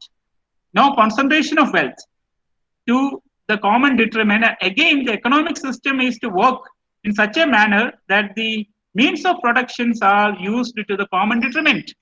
So this is something which is very very important as far as the directive principles of state policy is concerned, because the spirit of these articles, the subclause B and C, is nothing but to create India to a socialist country, because of the reason that the socialism, Indian constitution is essentially a socialist constitution, and that socialism is one of the basic structure of Indian constitution. So this concept is there in the Communist Manifesto. The same concept is also there in the Indian constitution. Where it is mentioned in Article 39 clause small b and small c, which is further supported and protected by Article 31C, which is mentioned in the fundamental right. Article 31 capital C. So, and also Marx said education of children in a public institution, and which was one of the directive principles of state policy laid down in Article 45. And after 2002, in the 86th constitutional amendment, which was made as a fundamental right. So, Communist Manifesto പറഞ്ഞിരിക്കുന്ന ആ same point തന്നെയാണ് which is mentioned in Article 21 capital A of Indian Constitution. So, ഞാൻ പറയുന്നത് പല provisions നമ്മൾ that is the one of the major. ഞാൻ ഇത് നിർത്തി അതിലേക്ക് ഒരു 5 മിനിറ്റ് അതിലേക്ക് പോകുന്നതിന് മുമ്പേ ഒന്ന് ഈ പോയിന്റ് ഒന്ന് പറഞ്ഞോട്ടെ. അതായത് that is the one of the major reason why Indian constitution is called a philosophy of philosophies. Philosophy of philosophies. നമ്മൾ ഏത് ഫിലോസഫി ആണെങ്കിലും നമ്മൾ അക്സെപ്റ്റ് ചെയ്യും, പക്ഷേ നമുക്കൊരു സ്റ്റാൻഡേർഡ് ഉണ്ട്. It is constitutional morality. It is the standard mentioned in the preamble of the Constitution, which is the standard mentioned in the fundamental rights, which is the standard mentioned in the directive principles of state policy. That is the major reason why the Honorable Supreme Court held that a harmonious construction, which is essential when there is an interpretation of Part 3 and Part 4 of Indian Constitution. അപ്പോൾ ഞാൻ പറയുന്നത് ഈ ഒരു point ആണ് വളരെ important. The constitution is actually A philosophy of philosophies. അപ്പോൾ ഈ പറഞ്ഞേക്കുന്ന പോയിന്റിലേക്ക് നമ്മൾ വരുമ്പോൾ നമ്മൾ മനസ്സിലാക്കേണ്ട കാര്യം എന്ന് വെച്ച് കഴിഞ്ഞാൽ ലോകത്തിലെ ഏത് നല്ല ഫിലോസഫീസും നമുക്ക് അക്സെപ്റ്റ് ചെയ്യാം. There is no problem at all. പക്ഷേ നമുക്ക് സ്റ്റാൻഡേർഡ് ഉണ്ട്. നമുക്ക് അക്സെപ്റ്റ് ചെയ്യാൻ ഒരു പ്രശ്നമില്ല. We can incorporate any philosophy as a part of Indian Constitution by way of constitutional amendment under Article 368 or by way of judicial interpretation under Article 141. Because under Article 141 and under Article 142, law declared by the Supreme Court is law of the land. So, ഞാൻ പറഞ്ഞു വന്ന point അതാണ്. അപ്പോൾ ആ രീതിയിൽ നമ്മൾ fundamental റൈറ്റ്സും directive പ്രിൻസിപ്പിൾസും state policy നോക്കുക. പിന്നെ ഈ fundamental duty is a very simple topic, which has been incorporated in the 42nd constitutional amendment, which has been a very important, there are 10 duties at the time of incorporation of fundamental duties in 1976, which has been incorporated because in order to give some responsibilities to its citizens. Then a basis on there are a lot of, as such it is not enforceable, but by way of legislations it can be enforceable. By way of legislations enacted by the parliament or the state legislature, or by even by way of a subordinate legislation, it can be enforceable. And this is incorporated by way of a report of Sorensen committee, which was also a very important thing. Other ഞാൻ lectureship ചോദിച്ച പഠിച്ച exam എഴുതിയപ്പോൾ ചോദിച്ച ഒരു one word question ആണ്. Fundamental duties were incorporated as per the recommendation of Sorensen committee, and now we have 11 fundamental duties, and the last fundamental duty, which has been incorporated in 86th constitutional amendment in 2002, which is also an obligation of the parents to provide education to their children. About environmental protection of environment is also there in G, the protection and improvement of natural environment, including forest and rivers, wildlife, etc. We enacted many legislations, including the Environmental Protection Act, which impose some legal responsibility of citizens to protect environment. In Water Act, we can see that. In Air Act, we can see that. And the Biodiversity Act, we can see that. Public Liability Act, we can see that. The National Environmental Tribunal Act, and we can see that because there are so many legislation in respect of each and every aspect of aspects which are mentioned in the fundamental duties in Part 4, Capital A of Indian Constitution, which has been incorporated from the USSR, because these provisions are also borrowed provisions. This part is itself a borrowed part, because this part is an independent part, which is Part 4, Capital A, which has been incorporated in the 42nd constitutional amendment. So, see the last provision. The last provision is actually K. ഈ കെയിൽ ഒരു പ്രത്യേകത എന്ന് വെച്ച് കഴിഞ്ഞാല് ഇപ്പോ അങ്ങനെ പഠിപ്പിച്ചിട്ടില്ല എന്നുണ്ടെങ്കിൽ പാരന്റ്സിന് ഒരു എന്തെങ്കിലും ലീഗൽ സാങ്ഷൻ ഉണ്ടോ എന്നൊരു ക്വസ്റ്റ്യൻ ചോദിച്ചു കഴിഞ്ഞാൽ ഇല്ല. പക്ഷേ സ്റ്റേറ്റിനുണ്ടോ എന്ന് വെച്ച് കഴിഞ്ഞാൽ ഉണ്ട്. Because of the right to education act 2009, right to education act 2009 അനുസരിച്ച് സ്റ്റേറ്റിന്റെ ഉത്തരവാദിത്തമാണ് എല്ലാ കുട്ടികളെയും പഠിപ്പിക്കുക. ഇത് പാരന്റ്സിന്റെ ഉത്തരവാദിത്തമാണോ എന്ന് വെച്ച് കഴിഞ്ഞാൽ പാരന്റ്സിന്റെ ഉത്തരവാദിത്തമാണ്, പക്ഷേ ഇതൊരു മോറൽ ഒബ്ലിഗേഷൻ ആണ്. അതൊരു ലീഗൽ ഒബ്ലിഗേഷൻ ആയിട്ട് കൺവേർട്ട് ചെയ്തിട്ടില്ല. ബട്ട് ഒരു അമെന്റ്മെന്റിലൂടെ പറ്റും. ആർക്ക് പറ്റുമെന്ന് വെച്ച് കഴിഞ്ഞാൽ പാർലമെന്റിന് വേണമെന്നുണ്ടെങ്കിൽ ഈ റൈറ്റ് ടു എഡ്യൂക്കേഷൻ ആക്ടിൽ ഒരു അമെന്റ്മെന്റ് കൊണ്ടുവന്നാൽ മതി. റൈറ്റ് ടു എഡ്യൂക്കേഷൻ ആക്ടിൽ ഒരു അമെന്റ്മെന്റ് കൊണ്ടുവന്നിട്ട് വേണമെന്നുണ്ടെങ്കിൽ അടുത്ത ദിവസം മുതൽ പാരന്റ്സ് കുട്ടികളെ ക്ലാസ്സിൽ വിട്ടില്ല എന്നുണ്ടെങ്കിൽ പണിഷ്മെന്റ് ഉണ്ട് എന്ന് പറഞ്ഞു കഴിഞ്ഞാൽ we are recognising the fundamental duty into a legal duty, and when there is a violation of that legal duty, there will be some consequences. അപ്പോൾ ഇപ്പോ USA-ലും UK-ലൊക്കെ നോക്കിക്കഴിഞ്ഞാൽ അവിടുത്തെ കുട്ടികളെ സ്കൂളിൽ വിട്ടില്ല എന്നുണ്ടെങ്കിൽ അവിടുത്തെ പാരന്റ്സിന് ലൈബിലിറ്റി ഉണ്ട്. പക്ഷെ നമുക്ക് ആ ലൈബിലിറ്റി മോറലായിട്ട് നിൽക്കുകയാണ്. Any time it can be converted in A legal duty by incorporating an amendment in the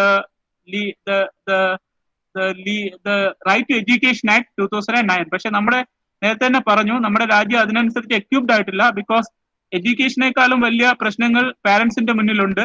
സ്വന്തം കുട്ടികളെ ആഹാരം കൊടുക്കുക, സ്വന്തം കുട്ടികൾക്ക് പാർപ്പിടം കൊടുക്കുക, സ്വന്തം കുട്ടികൾക്ക് ഫുഡ് കൊടുക്കാൻ പറ്റാത്ത ഒരു സൊസൈറ്റിയിൽ പാരന്റ്സിനെ പിടിച്ച് പണിഷ് ചെയ്യാൻ പറ്റാത്ത സാഹചര്യം നിലനിൽക്കുന്നത് കൊണ്ടാണ് വരാത്തത്. ഫ്യൂച്ചറിൽ അത് ഉറപ്പായിട്ടും വരും. സോ ഞാൻ ഒരു 15 മിനിറ്റ് കൂടുതൽ എടുത്തു, സോറി. ഞാൻ മാക്സിമം സ്പീഡിലാണ്. കുറെ ജഡ്ജ്മെന്റ് ഉണ്ട്. ആൻഡ് ദിസ് ജഡ്ജ്മെന്റ് ഞാൻ അടുത്ത ക്ലാസ്സിൽ പറയാം, അല്ലെങ്കിൽ നിങ്ങൾക്ക് ഇത്രയും സമയം നിങ്ങൾ സ്പെൻഡ് ചെയ്തു. എനിക്ക് തോന്നുന്നു ഒരു 10 മിനിറ്റ് ഞാൻ കൂടുതൽ എടുത്തു തോന്നുന്നു. ഈ these cases are also very important cases, and we will discuss this cases next class. ഇനി നിങ്ങൾക്ക് എന്തെങ്കിലും സംശയം ഉണ്ടെങ്കിൽ നിങ്ങൾ ചോദിച്ചു കഴിഞ്ഞാൽ ഞാൻ പെട്ടെന്ന് പറയാം, അല്ലെങ്കിൽ വൈൻഡപ്പ് ചെയ്യാം. പക്ഷേ നിങ്ങൾ ശ്രദ്ധിക്കേണ്ട ഒരു കാര്യം, നമ്മളിപ്പോൾ നോക്കിയ ഏരിയാസ് നിങ്ങൾ വായിക്കണം. ഇത് എൻ്റെ സബ്ജക്റ്റ് മാത്രമല്ല, മറ്റു ടീച്ചേഴ്സ് പഠിപ്പിച്ച കാര്യങ്ങൾ ഞാൻ നേരത്തെ തന്നെ പറഞ്ഞു, നിങ്ങൾക്ക് സഫീഷ്യന്റ് ടൈം തരുന്നുണ്ട്. നിങ്ങൾക്ക് ആ സഫീഷ്യന്റ് ടൈം തരുമ്പോൾ നിങ്ങൾ അതിന് വർക്കൗട്ട് ചെയ്ത് പോകണം. 3 കാര്യങ്ങളാണ് ഇമ്പോർട്ടന്റ്. ടൈം സ്പെൻഡ് ചെയ്യണം, ഇൻട്രസ്റ്റ് വേണം, പിന്നെ പ്രാക്ടീസ് ചെയ്യണം. ഇതിന് ഉള്ള ഒരു സമയമാണ് 7 months. അപ്പൊ ഇത് നിങ്ങളൊരു you have to build a foundation. എന്തിനു വേണ്ടിയിട്ടെന്ന് വെച്ചാൽ not only for the UGC net JRF examination but also for upcoming all law examinations. അപ്പൊ ഇനി വരുന്ന ലോ എക്സാമിനേഷൻ എല്ലാം നിങ്ങളൊരു ഫൗണ്ടേഷൻ ഇടാനായിട്ടുള്ള ഒരു ക്ലാസ് ആയിട്ടാണ് നമ്മൾ ഇതിനെ കാണുന്നത്. അപ്പോൾ you please take this particular course in very serious manner, then you will definitely benefit from this course. അപ്പൊ അതാണ് യഥാർത്ഥത്തിൽ എനിക്ക് പറയാനുള്ളത്. അപ്പോ നിങ്ങൾ ചെയ്യേണ്ടത്, നിങ്ങൾ സിസ്റ്റമാറ്റിക് ആയിട്ട് പഠിക്കുക. അപ്പൊ ഞാൻ പറഞ്ഞത്, ഇപ്പൊ ഓരോ ആൾക്കാരും ഓരോ സബ്ജക്റ്റിലും 2 ക്ലാസ്, ഇതെന്റെ 3rd ക്ലാസ് ആണ്. ഞാനാണ് ഇപ്പോ എനിക്ക് തോന്നുന്നു ഏറ്റവും കൂടുതൽ ക്ലാസ് എടുത്തത് ഞാനാണെന്ന് തോന്നുന്നു. ഇതിനോ 2 ക്ലാസ് എടുത്തു. അപ്പൊ ഇനി നിങ്ങൾക്ക് ഈ പ്രൊവിഷൻസ് അറിഞ്ഞൂടാന്ന് പറഞ്ഞു കഴിഞ്ഞാൽ നമുക്കാണ് നാണക്കേട്. ആ ഉദാഹരണം, അറ്റ്ലീസ്റ്റ് പ്രൊവിഷൻസ് എങ്കിലും നിങ്ങൾക്ക് മനസ്സിലാക്കണം. അതാണ് നമ്മുടെ ഫസ്റ്റ് സ്റ്റെപ്പ്. ആദ്യം ഇനി ഈ ഏതെങ്കിലും ആർട്ടിക്കിൾസ് എന്ത് പറയുന്നു എന്ന് ആരെങ്കിലും ചോദിച്ചു കഴിഞ്ഞാൽ, ഒരു എക്സാമിനേഷന് ചോദിച്ചു കഴിഞ്ഞാൽ നിങ്ങൾക്ക് അത് അറിയണം. For example section 9 of Indian contract act എന്ത് പറയുന്നു, section 8 of Indian contract act എന്ത് പറയുന്നു, section 7 of Indian contract act എന്ത് പറയുന്നു, ആർട്ടിക്കിൾ 39F എന്ത് പറയുന്നു, ആർട്ടിക്കിൾ 38 എന്ത് പറയുന്നു. ഇങ്ങനെ നിങ്ങൾക്കത് മനസ്സിലാവണം. ഇങ്ങനെ നിങ്ങൾ അണ്ടർസ്റ്റാൻഡ് ചെയ്യണം. അത് നമുക്ക് ഒറ്റ ദിവസം കൊണ്ട് പഠിച്ചെടുക്കാൻ പറ്റില്ല, സിസ്റ്റമാറ്റിക് ആയിട്ട് പറ്റും. ഈ സിസ്റ്റമാറ്റിക് ആയിട്ട് പറ്റണമെന്നുണ്ടെങ്കിൽ നിങ്ങൾ വെറുതെ ഈ വീഡിയോ കണ്ട് ചിരിച്ചുകൊണ്ടിരിക്കാൻ പാടില്ല. You have to write. നിങ്ങൾ ഈ സാധനം നിങ്ങൾ സ്വന്തമായിട്ട് എഴുതണം. അപ്പൊ നിങ്ങൾക്ക് ചെയ്യാൻ പറ്റുന്നത്, നിങ്ങൾ ഓരോ സബ്ജക്റ്റിൽ എക്സ്പേർട്ട് ആവാൻ നിങ്ങളൊരു ഗ്രൂപ്പിലുണ്ട്. ആ ഗ്രൂപ്പിൽ നിങ്ങൾ നന്നായിട്ട് വായിച്ച് ആ സബ്ജക്റ്റ് നിങ്ങൾ എക്സ്പേർട്ട് ആവുക. മറ്റു സബ്ജക്റ്റ് നിങ്ങൾ സിസ്റ്റമാറ്റിക് ആയിട്ട് പഠിക്കുക. That is the most important thing. Any doubts?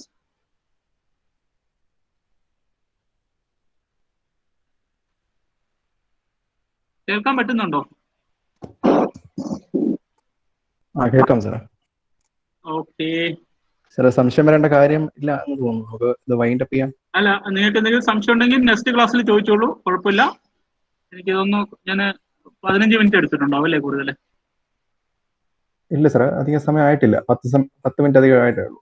10 minute. ഞാൻ നല്ല സ്പീഡിൽ പറഞ്ഞു. എനിക്ക് തൊണ്ട വേദനിക്കുന്നുണ്ട്.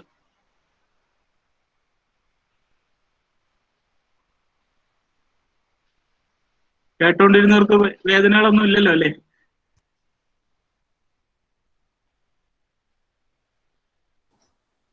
ഓക്കെ സാർ, നമുക്ക് വൈൻഡ് അപ്പ് ചെയ്താലോ?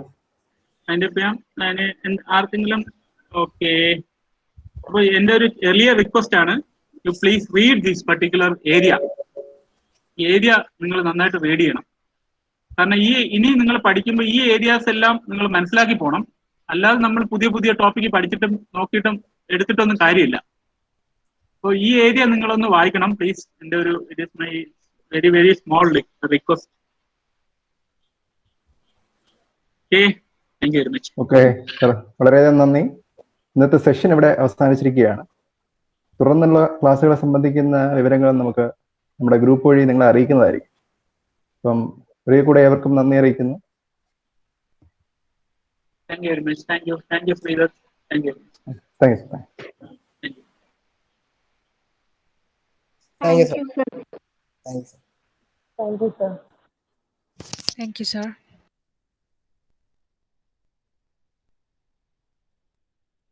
Thank you, sir.